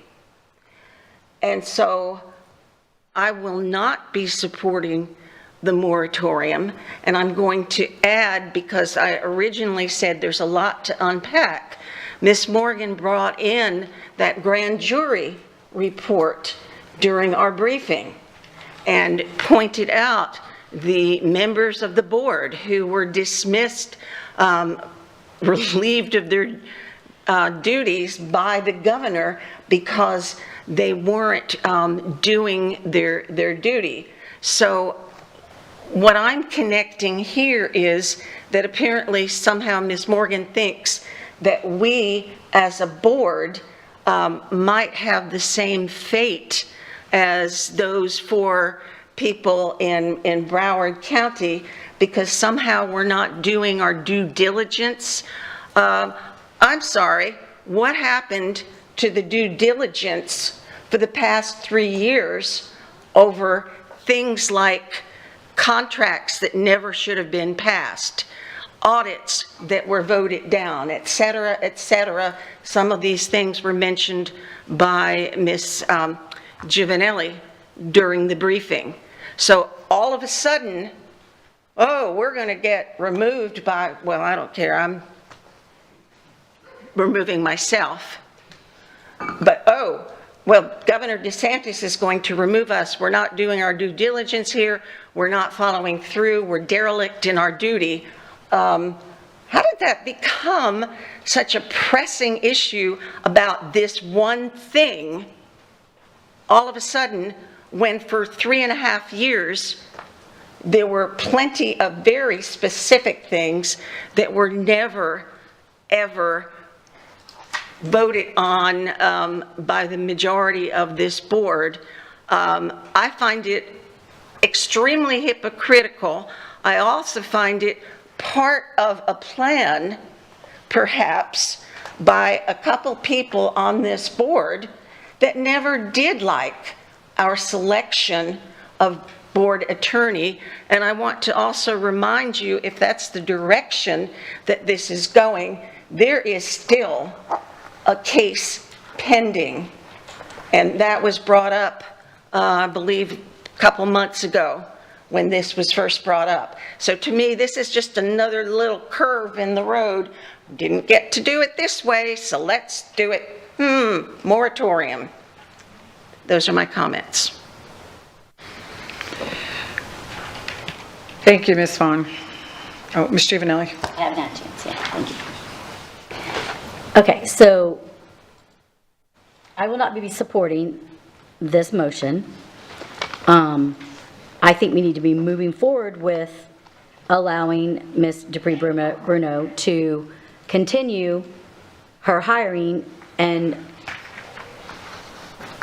making sure that she has the staff to have the legal team that she was aspiring to have, because she's never had that chance. That's the elephant in the room. Let's let her have a chance at it. She's been undermined, honestly, before she actually was hired, but we won't go back that far. We'll just stick with that she's been undermined for the past couple years, and I can start a list. I mean, I don't have to start a list. I can spout out a list, and not been allowed to do her job as a board attorney because she's too busy doing things that have not been what she was trying to, by one person directing her to do things that the board has not directed her to do. Therefore, it's been difficult for her because she can't win. She loses every time. So let's let her have the opportunity to be the attorney that she's supposed to be and represent this board and the district, and at the ethical way that she wants to do it.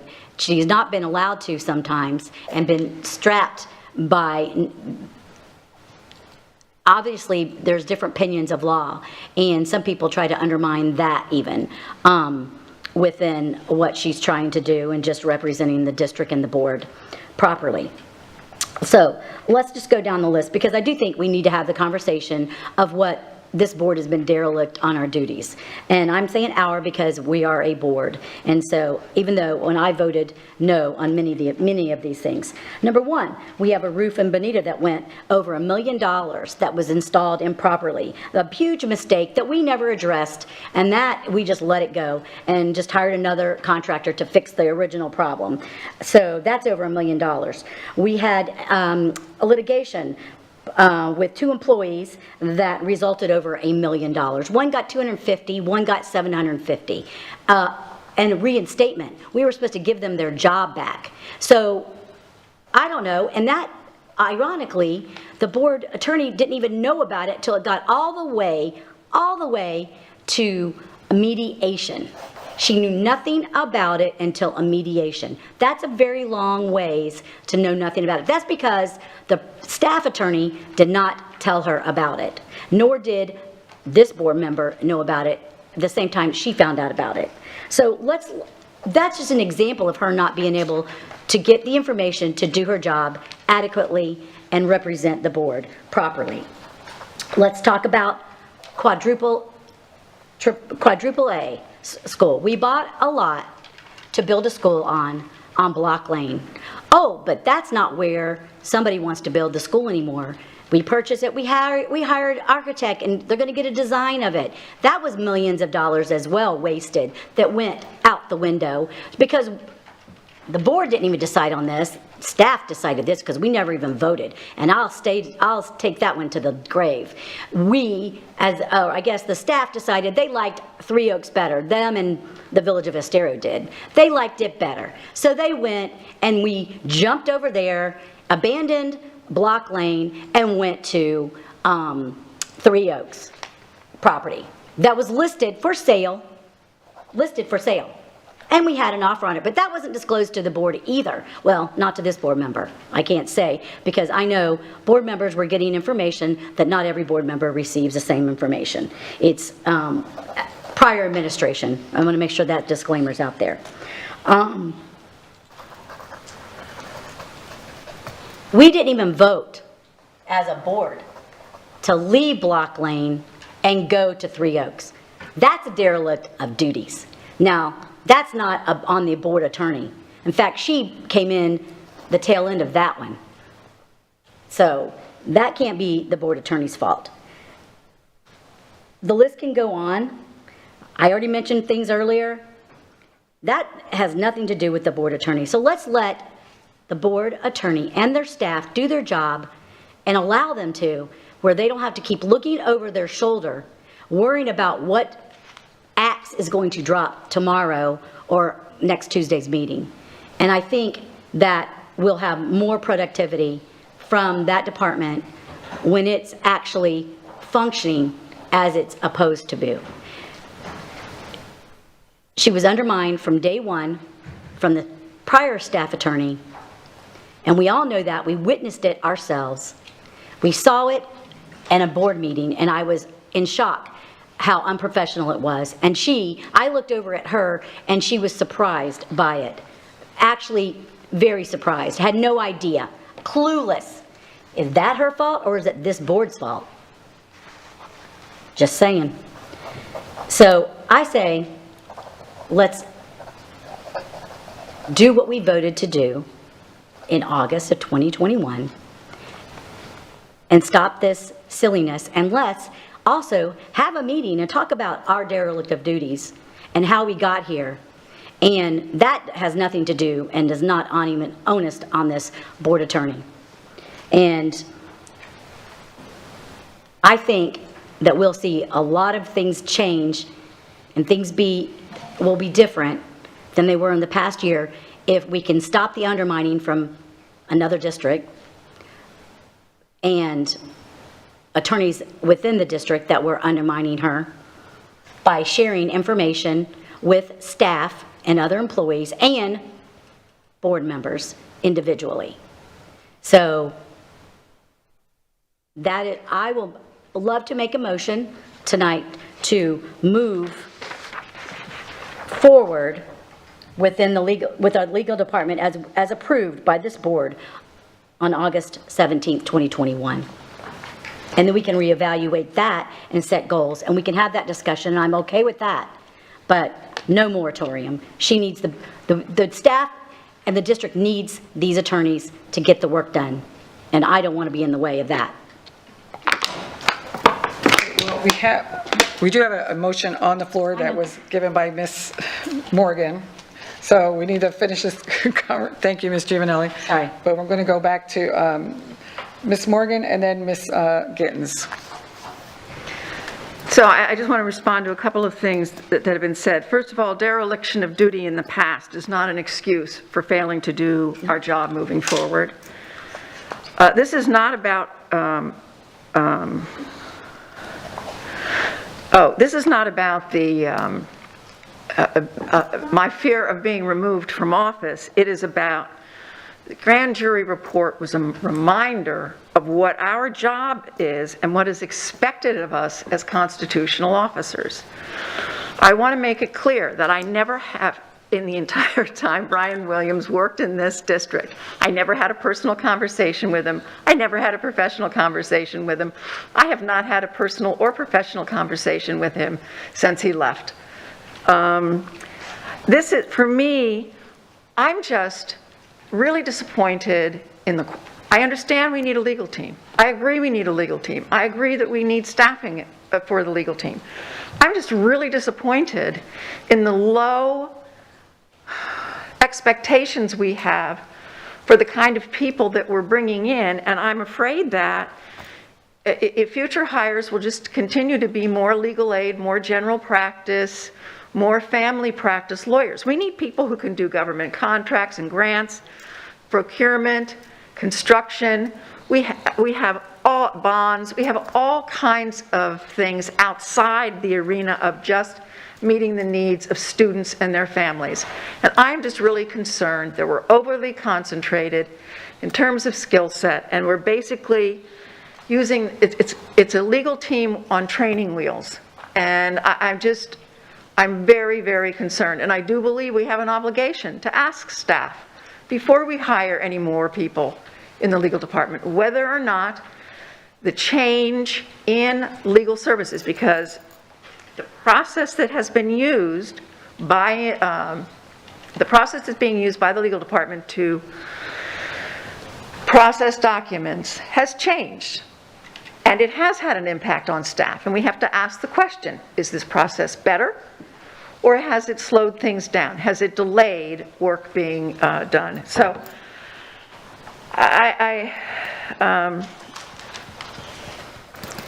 think we have an obligation to the new superintendent to ensure that the quality of staff, we are hiring experienced staff who can meet the needs of people in the operations department, people in academic services, people in HR, and I don't think we've done that, and I think we need to make clear that those are our expectations going forward.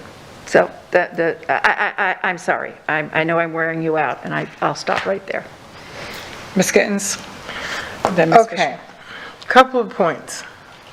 Number one, everyone agrees we need a legal staff, and we cannot operate without one for any length of time at all.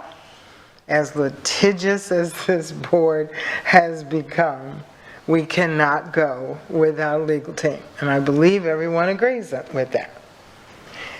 The second point, we already have hired and we approved through a vote the people that are sitting in the legal team now. The time to have said you didn't agree with that would have been to restrain your vote of yes for hiring them. But they were hired by a vote of this board. I just So have to that's- say that constitutionally, May I point of put- order. You can't interrupt me. Morgan, let her, Ms. Gittens, go ahead, finish, please. Okay, so that was point number two. Staff is already hired. The third point is this. I don't recall, unless no one shared it with me, the fact that staff is just so highly upset about the legal team that they can't get their work done? If so, why haven't we received that information? Has there been some type of a 360 or questionnaire to the departments that interface with the legal department to say that they have all these complaints?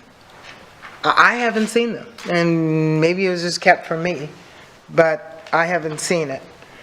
So if that is the case, we need to follow through those steps and find out who's being affected by the people that were hired 2 weeks ago. Who's being affected by the people that were hired, a couple of months ago?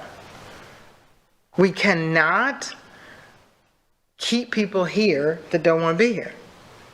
We didn't fire people, they left. And we had to hire other people. So it's just plain and simple. We're not at a starting point, we're at the middle, and we've got to go forward or we crash and burn together. We need a legal team, whether we feel that they are competent or whatever, and I don't know how do you measure that? What is the proof that they're not competent because they don't have this degree or that degree?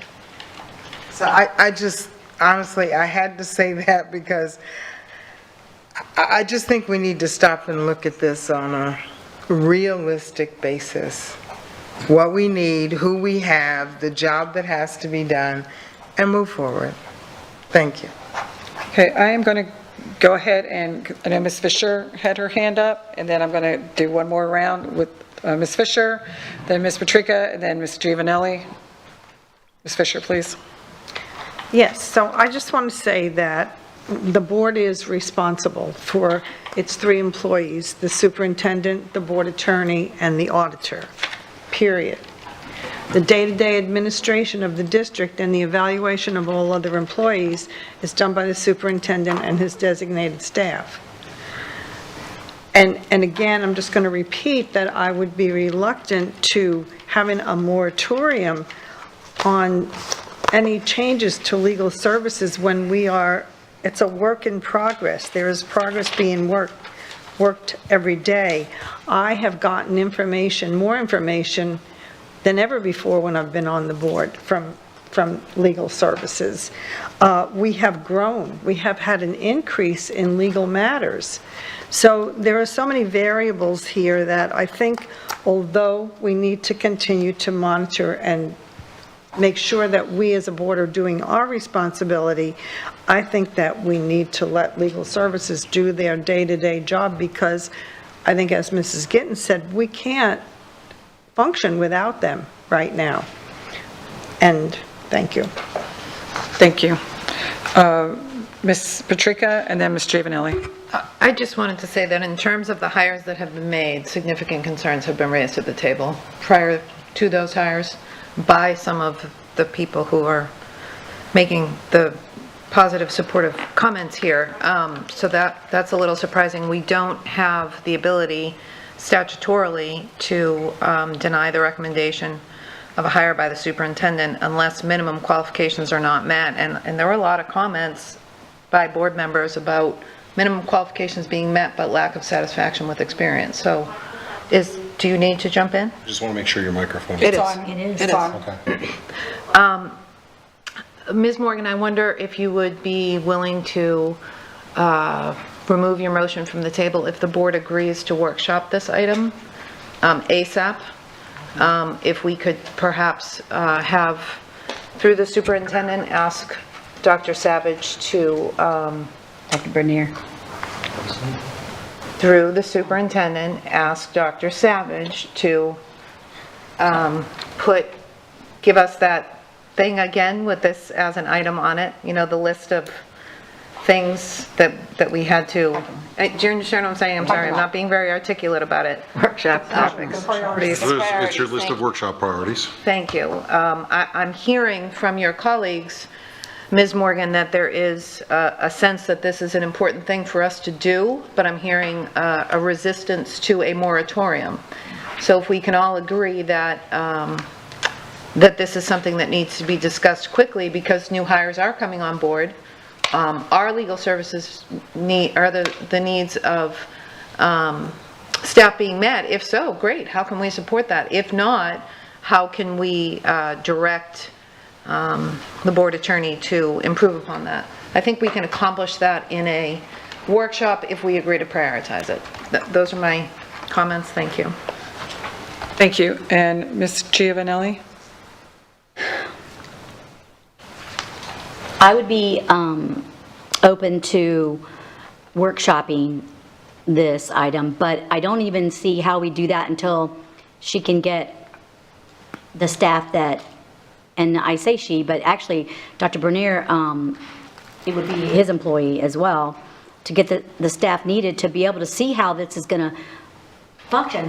That's never even happened yet. That's the irony of it all, is that she's never even had opportunity to have everyone on the seats of the bus to accomplish the task at hand with the legal team. Through the chair, I would like to ask Ms. Morgan, I recognize that you didn't speak to Mr. Williams, but you told us in a meeting one time that you spoke to Ms. Schroed. So you were speaking to Ms. Schroed, and that's kind of what started all of this, is the fact that their employees were being underpaid, which turned out to not even be true, that she wasn't even the least paid. It was another employee. So the information wasn't even accurate at that point in time when you brought this forward at one point in time. So, I mean, and I just got to keep reminding, I mean, we need to look in the mirror.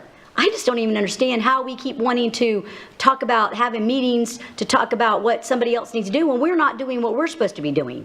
And I mean, I can name one issue that has nothing to do with the board attorney. Another one was our board auditor. We went months without a board auditor. That was on us. They fired us. They didn't fire the board. They didn't fire the superintendent. They didn't fire the board attorney. They fired us. And why? We need to look in the mirror. That's why. It wasn't because of anybody else. Look in the mirror. We had an attorney leave. He now is working in HR. Look in the mirror. It had nothing to do with Ms. Dupree Bruno. She wasn't even here then. Are we forgetting?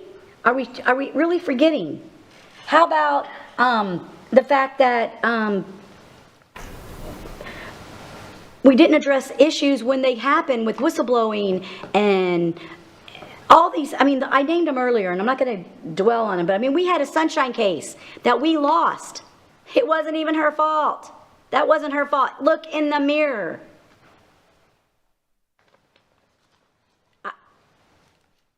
We need to have a meeting, but not to talk about her and not to talk about a legal team. We need to talk about what we're doing and how we're going to do our job by expecting accountability. It doesn't need to start there. It needs to start here, not there. Thank you. Thank you.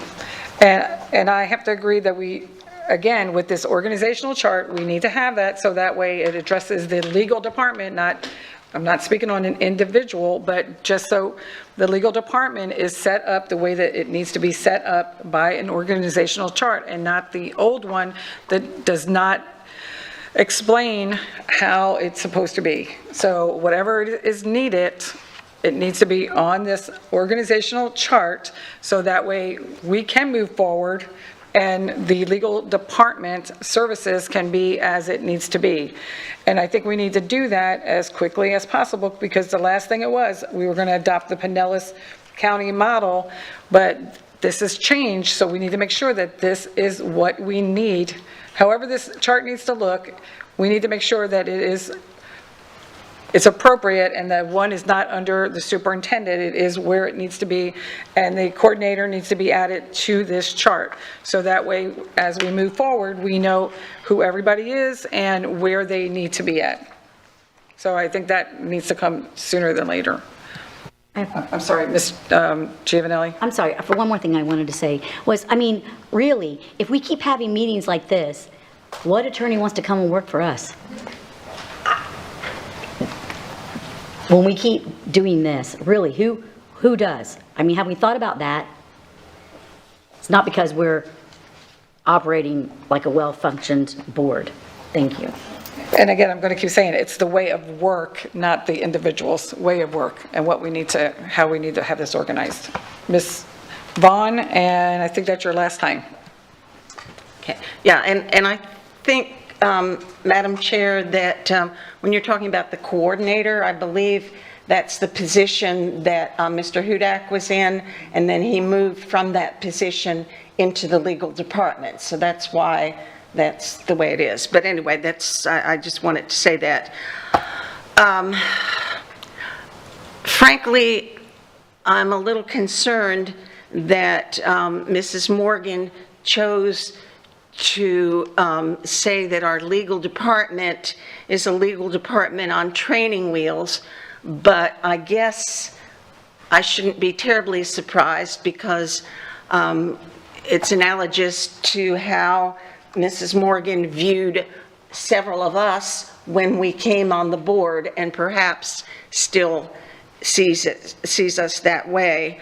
I want to add that piggyback off what Mrs. Giovanelli has been saying and what I said prior to this, that all of a sudden it seems like, you know, well, now we're derelict in our duties on this one issue when there have been so many issues, and like Mrs. Giovanelli said this afternoon, I sleep well because I know where my votes were for over 3.5 years. And frankly, I never needed to read a grand jury report to be reminded of my constitutional duty.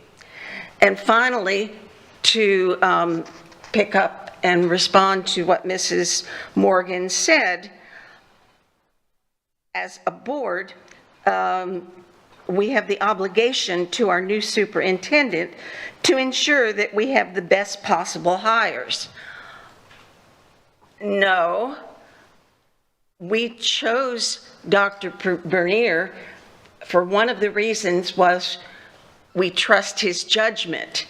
And I have not, by the selections that he has made and selections that he has discussed with me, and I'm assuming the rest of you and the one-on-ones, I believe that he continues to find the people that will be the best that we can get here in Lee County.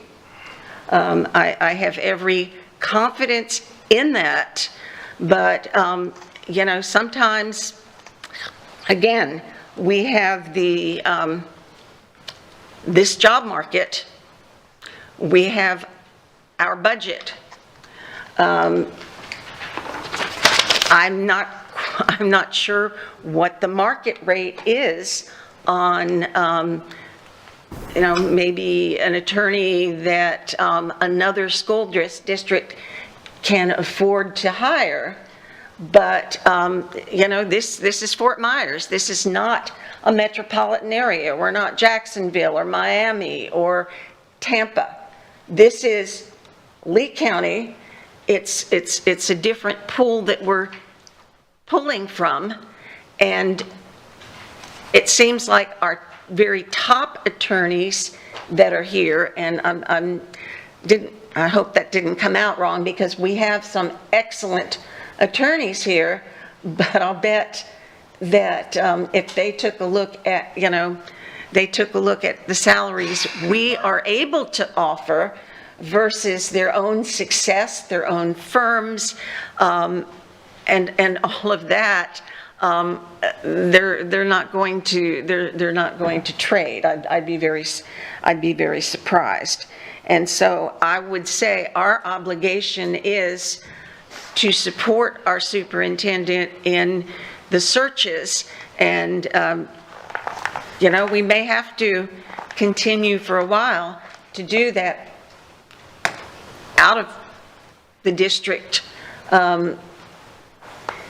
the people that we've had, people like John Quick and some of the other attorneys that we have come to rely on.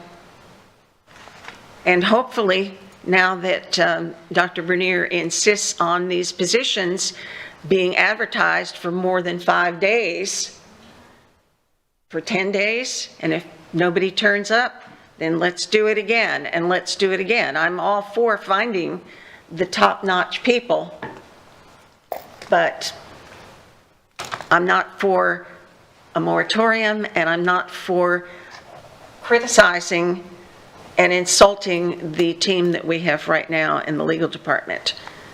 Final words on that. Thank you. I guess I'm going to go back to Ms. Morgan. If I know Ms.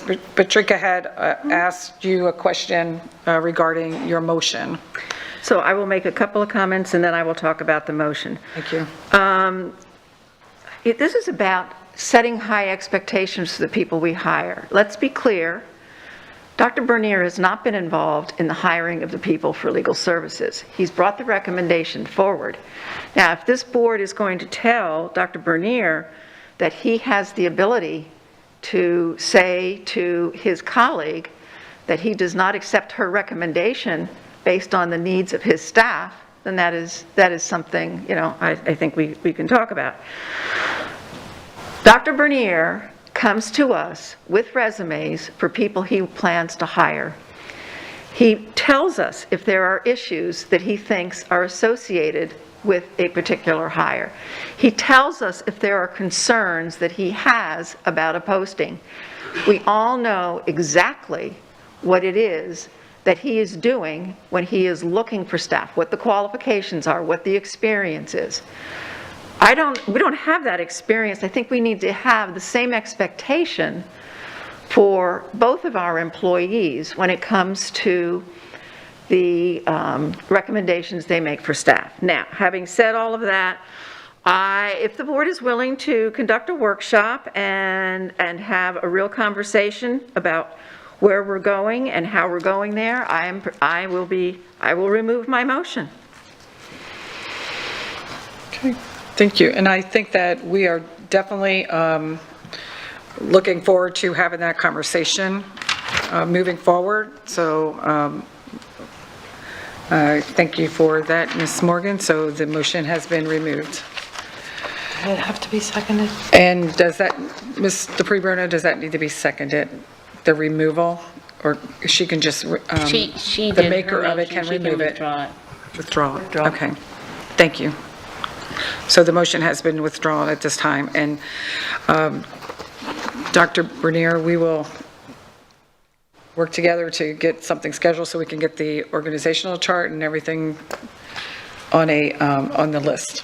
I can share with you that we've had several conversations about organizational charts. They've already been scheduled Monday for cabinet for all of the chiefs to go through there, because we're also getting ready for an onboarding process with additional board members. So we have to have those ready. I always have looked at October and March as times of the year where we review our org charts, make sure they're up to date, so that we go into the fall with complete org charts, we go into the spring and then into the summer with complete org charts. And if there's major shifts during the summer, because some summers will create that depending on whether district staff leaves to go become school-based personnel, we would update them again. So we will put a regular rotation into our chiefs, reviewing their org charts, making sure that they're accurate, sending them off to graphic arts so that the graphic arts department can make them all identical in terms of the way they look and typeface and everything else, and make sure those happen. So that's already underway. I will tell you that I'm not really sure, based upon the board's discussion, what you want me to schedule. I have to be completely candid.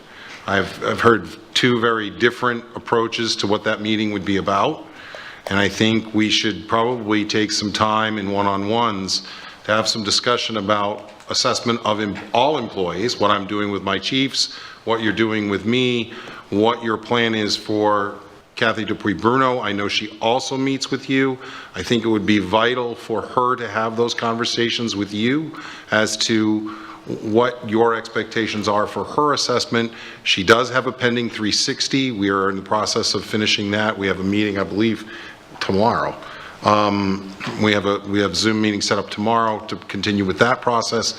So I'm just looking for some clarification from the board as to what, I'll schedule anything, and I'll get it to you as quickly as possible. But I would like to know what you would like to workshop and what you would like staff to prepare about one of the people that is my, I was stated very well, one of the people that in this organization is my colleague.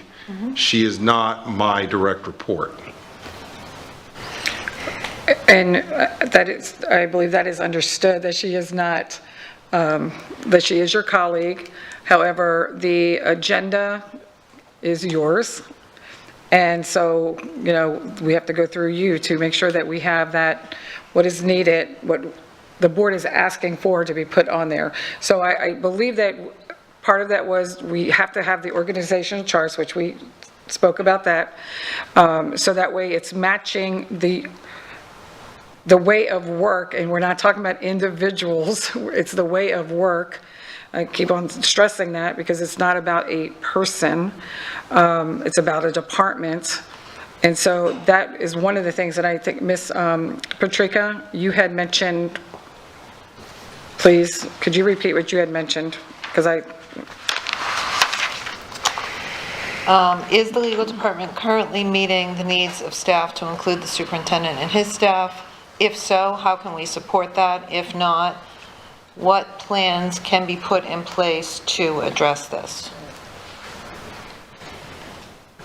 Wait a minute. Also, why have people left the district? The legal department specifically, is it because people prefer to work at home? Is it because they're getting better paying jobs elsewhere?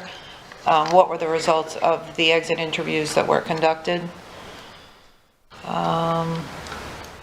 I think, and I did mention the fact that what's been stated publicly at the table does not match up with board attorney evaluations, but I'm not sure that we'll get anywhere by discussing that. I don't think that addresses the issues that were raised in Ms. Morgan's motion.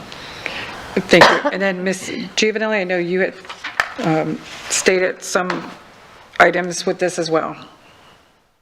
Yeah, well, So I just want to try to make sure that wait a minute. it's clear I'm sorry. of what the ask is. The budget too? The budget, where do we stand in terms of legal's budget? Do we have our arms as a board around what that budget is? Ms. Giovanelli? yes. Well, it was discussed, so we brought in the grand jury report recommendation, and that was discussed.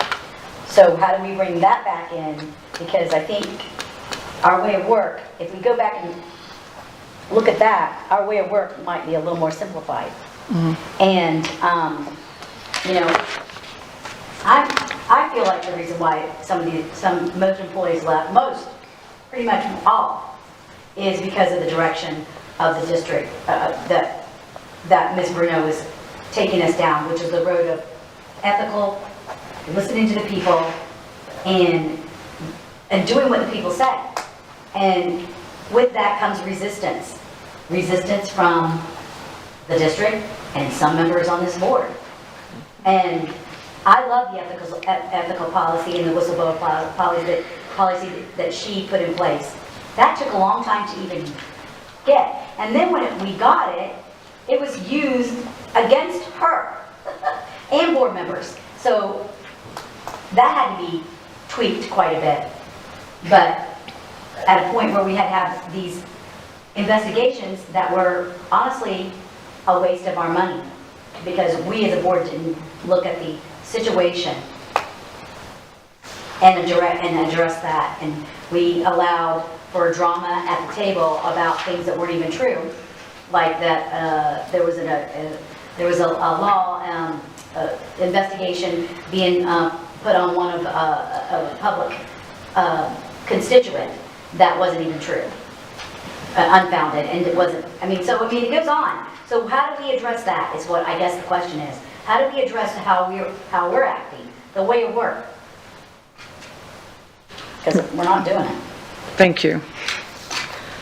So Dr. Bernier? Excuse me, I Oh, sorry, made Ms. some Gittens. suggestions as well. You Please. didn't ask me to repeat mine. Please, Ms. Gittens. Thank you. I I had just don't want mentioned- him to be just so over, please. Pertaining to this. Thank you. I need to say something really quickly. I was going to leave it until the end, but I do need to say, until November, I'm still here. And I'm still a vital part of this board. I was elected until November of '22. So some of the things then, the ways that people are going are just not going to fly with me. I'm not going anywhere until November. And my comments and my input is just as vital as it was in November of 2018. So I just need you all to know that. And thank you. I apologize because I was looking that way, so I apologize. So please. We won't go into that as to how many times you've apologized, but I had suggested earlier about, and I asked the question, what staff comments had we received? No one addressed that. You went back to Ms. Patrica and she mentioned what she said. I asked the question, what staff? I said, no one has told me unless they've told everybody else. So why don't we have that information before we sit down and have a workshop, of which we only have a little bit of time left to have the workshops that are necessary before the new board comes on. So I mean, if that's what you're trying to do is to wait for the new board, but some of the issues that have been put out there, I was a vital part of, and I really would appreciate being a part of the solution of those same items. So to add another workshop means to take away something that we've already said we need to get across the finish line before November. So that is my statement on that. I also mentioned the possibility of having a protocol stating how we shift gears if there are changes in the staff. And that was something I would like addressed as well. Thank you.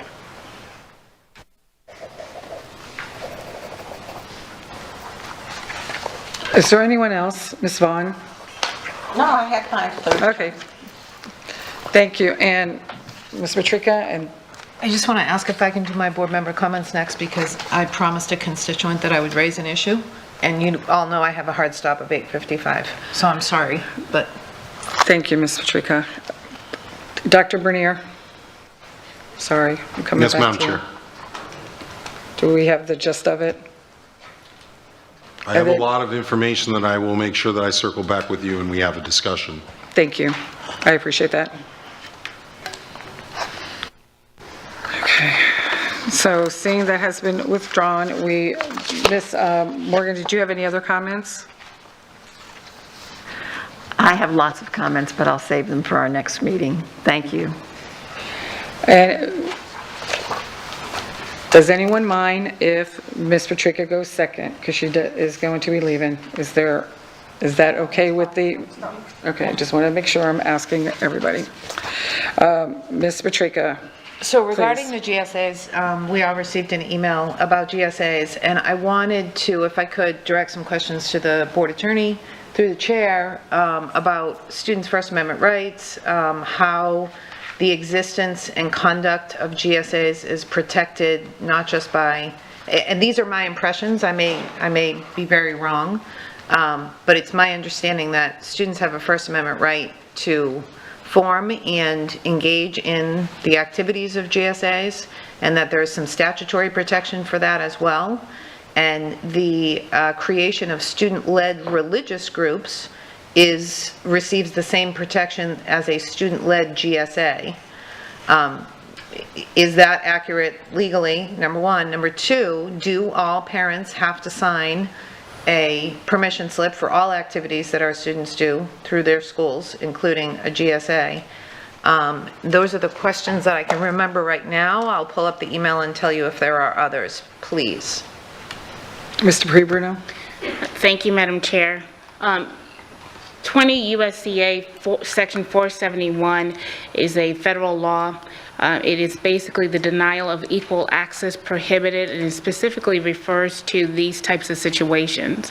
It is unlawful for any public, and it says secondary school, but our 11th Circuit has applied it to even to middle schools that receive federal financial assistance and which has limited open forum to deny equal access. And limited open forum in this particular circumstance would be clubs, to deny equal access or a fair opportunity to or discriminate against any student who wishes to conduct a meeting within that limited open forum on the basis of the religious, political, philosophical, or other content of speech at such meetings. That has then been reviewed by our 11th Circuit, which is the federal court for our particular jurisdiction. There are two cases that you should be aware of. One is Carver Middle School Gay Straight Alliance versus the School Board of Lake County, Florida. That is an 11th Circuit case that basically adopts 20 USCA 4071. And then there is also a district court case from the 11th Circuit and federal court, not 11th Circuit, but within that federal court system, which is the Gay Straight Alliance versus Yulee High School, School Board of Nassau County. So within the state of Florida, it is pretty well settled law that you can have GSAs if the students request it, they follow the appropriate process. It is not a violation of law. And the other question that you had, Ms. Patrica? No, I will just say that I understand, or at least the gist that I get from some of the public comment that comes forward is that there's a resistance to the speech being conducted in these GSA clubs. I don't object to the speech personally, but therein lies the responsibility of the First Amendment. You know, we have to tolerate speech that we don't necessarily like because the First Amendment protects everybody's right to say it unless that speech puts someone in immediate harm or, you know, somehow would hurt them immediately. So, you know, I said that I would raise the GSA issue during my board member comments. I have fulfilled that duty. Thank you very much. I'll stay as long as I can to hear what everybody has to say. Thank you. Thank you. I am going to continue back here with Ms. Vaughn, please.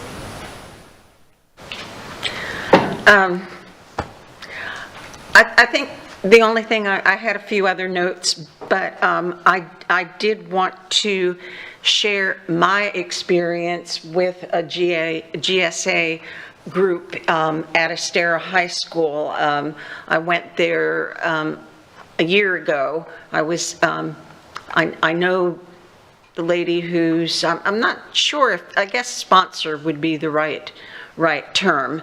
I know her, and I was very respectful and said, well, ask the members of the group, and they were happy to have me come and observe their club.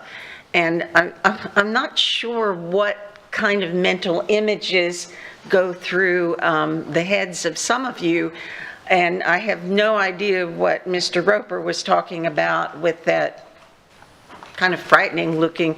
I don't know anything about that, but I just want to tell you, it was a fairly small group of students, high school students, maybe 10 students. I can assure you that the sponsor was there the entire time. As a matter of fact, as a former teacher and knowing the responsibilities that we have in our schools, I cannot imagine that any principal would allow a group of kids just to congregate in a room and have a meeting without an adult present. So I'm going to put it out there that yes, there will be. As a matter of fact, there were 2 adults present because there was another teacher that was interested in helping with this club. The meeting that I went to, actually, it was interesting to me. There was a short presentation. I believe the young lady was the president or the chair of the club. She gave a short, I don't know if you could call it, not really a lesson, but an overview about pronouns and some of the terms, which are still, I'll admit, very confusing to me.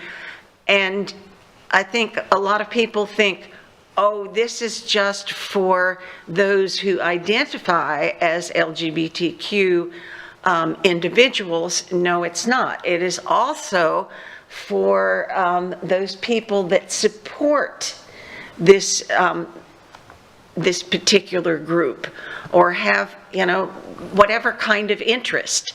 As it turns out, my my friend, former colleague, after the meeting told me that a student that I had talked to for, about 5 minutes near the end of the meeting was in fact transitioning. And she, my friend, the sponsor, mentioned that this young lady who was transitioning to identifying as a male had parental support, and she just told me that, and the kids were very open and free. And the thing that impressed me the most, and again, this was a mix. There was at least one transitioning, several students that were LGBTQ identifiers, and others that were just interested and wanted to be supportive. And they were so good and kind to each other. As part of the meeting, they had like a circle. And in the circle, and I can't even remember the issue, there was a young boy, he looked like he was probably a freshman, that was experiencing mental anguish, and the empathy and the support that those students gave to this young man were just really heartwarming, because kids can be mean to each other. So I think in this particular case, and I can't say that every school has a group that was as impressive as this group, and I've been invited back again this year, and when I was at the when FGCU had the thing they had last year, the 25th anniversary celebration, there were some tables for some of the groups, and there was this one student, oh, Ms. Vaughn, yeah, I remember, and it was somebody that I'd actually met in that group, and so that made me feel good that this individual remembered me, and I got to talk to some of the people in similar parallel groups that attended FGCU, and it was very interesting. So anyway, again, I can't guarantee that every school has a group that mirrors my experience, but I thought that I would share that just so those of you who have visions of a bunch of kids coming, parading in with cat ears and tails and in drag, or, I mean, no, it's, and I only say that not to insult all of you, but back in the days when I was on the election, the campaign trail, I did have very brief, couldn't even call them conversations, but words thrown at me from some people that had just very, very mistaken ideas. And so just keep your minds open is what is what I want to say, and realize that you'll get the whole gamut, and I would put the big bet down that every single one of the GSA clubs, like every other club that we have at our schools, have an adult there. And if they don't, shame on the principal or whoever is watching, because you've got to have an adult there. And that's all I'm going to say for tonight. I've had a lot of other stuff I said already. Thank you for sharing your experience, Ms. Vaughn. Ms. Gittens? I'm glad I'm going after Ms. Vaughn, because when I taught at Lehigh Senior High School, and there was a Gay Straight Alliance Club, and I agree with her. People have these visions of what goes on in the GSAs, and it is not like that at all. The kids really are so supportive of each other and very kind and considerate of each other that it draws other kids to that, that are not gay to come, just because it's such a inviting and loving, and I know some of you are saying, yeah, that's how they get them, but that's not what we're talking about. We're talking about the kids, especially middle and high school, are looking to belong and to just feel okay.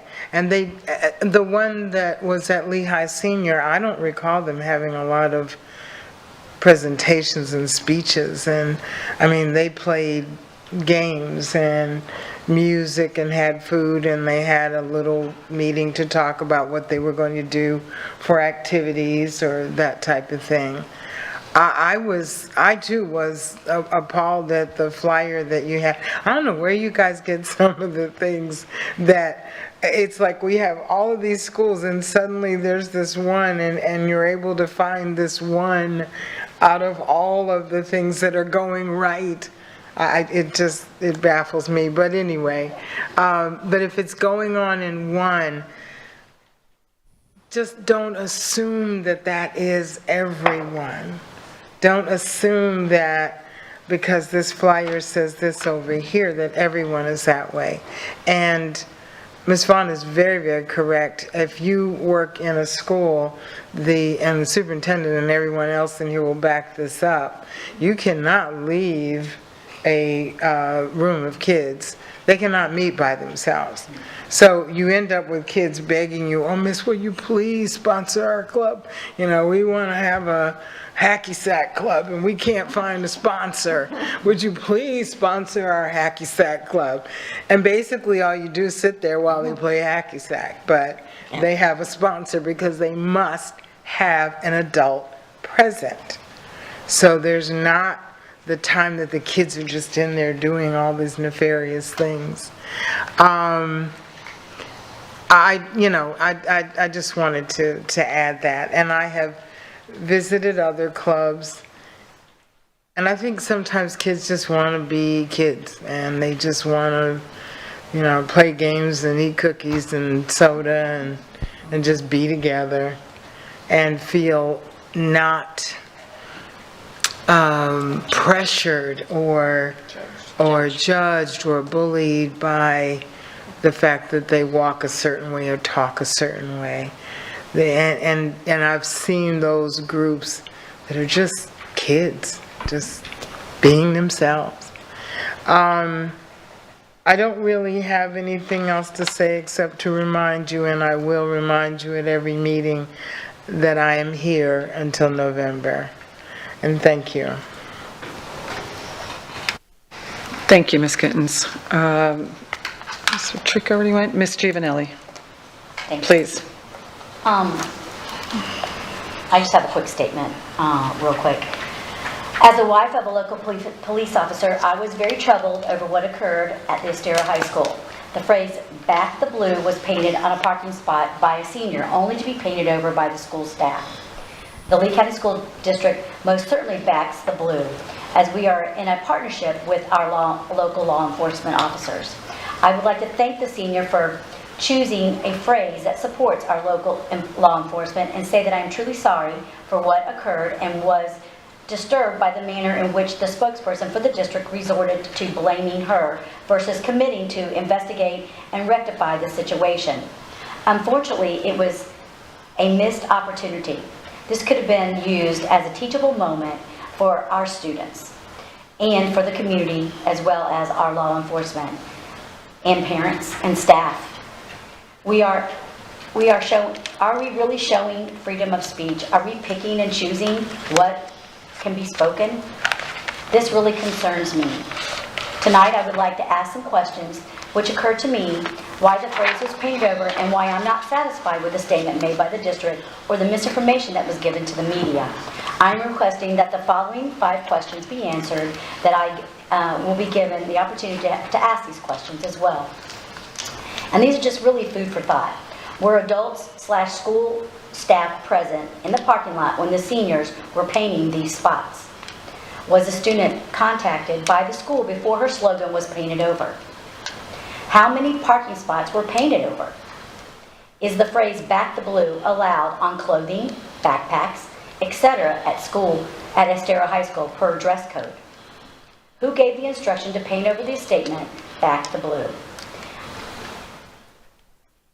I was disturbed because, you know, we talked tonight about freedom of speech, and yet we want it one way, but we don't want it the other way. We pick and choose what's freedom of speech. And freedom of speech is for everyone. All. And all means all.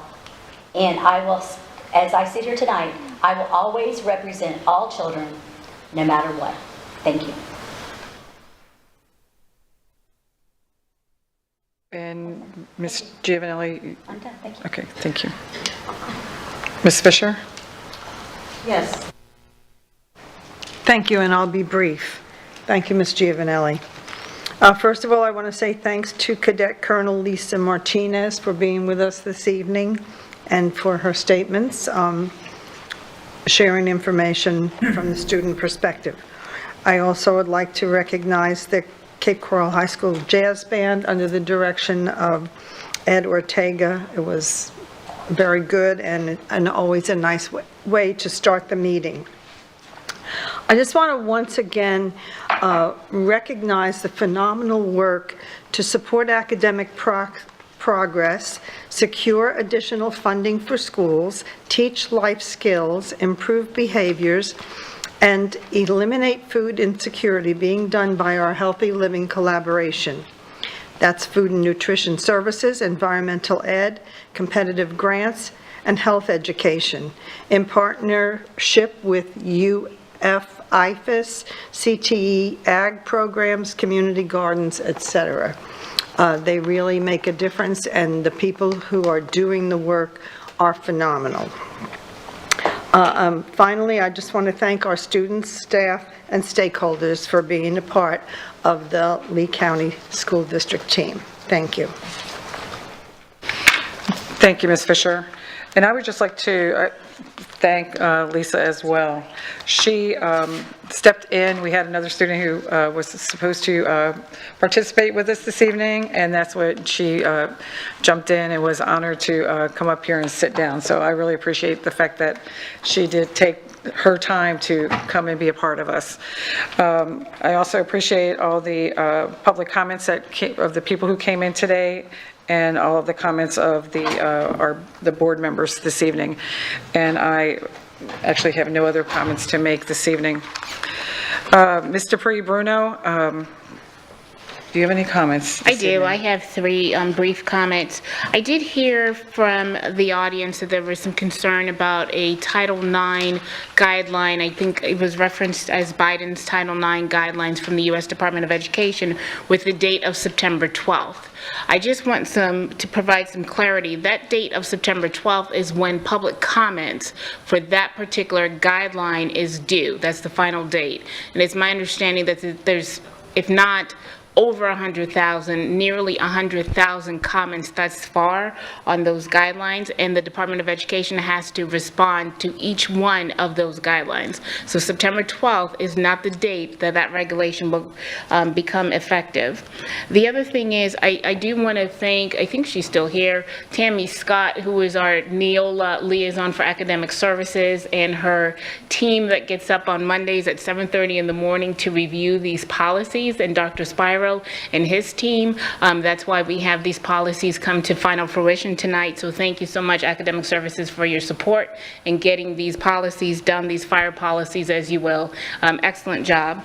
And I also want to thank Shayna Zupke for working with our staff in those negotiations for those 2 charter school contracts. I know that you had a lot of negotiations with Ms. Donaldson, in particular with her attorney and the other attorneys that were involved in that negotiation. So thank you for landing those 2 charter school contracts for the district.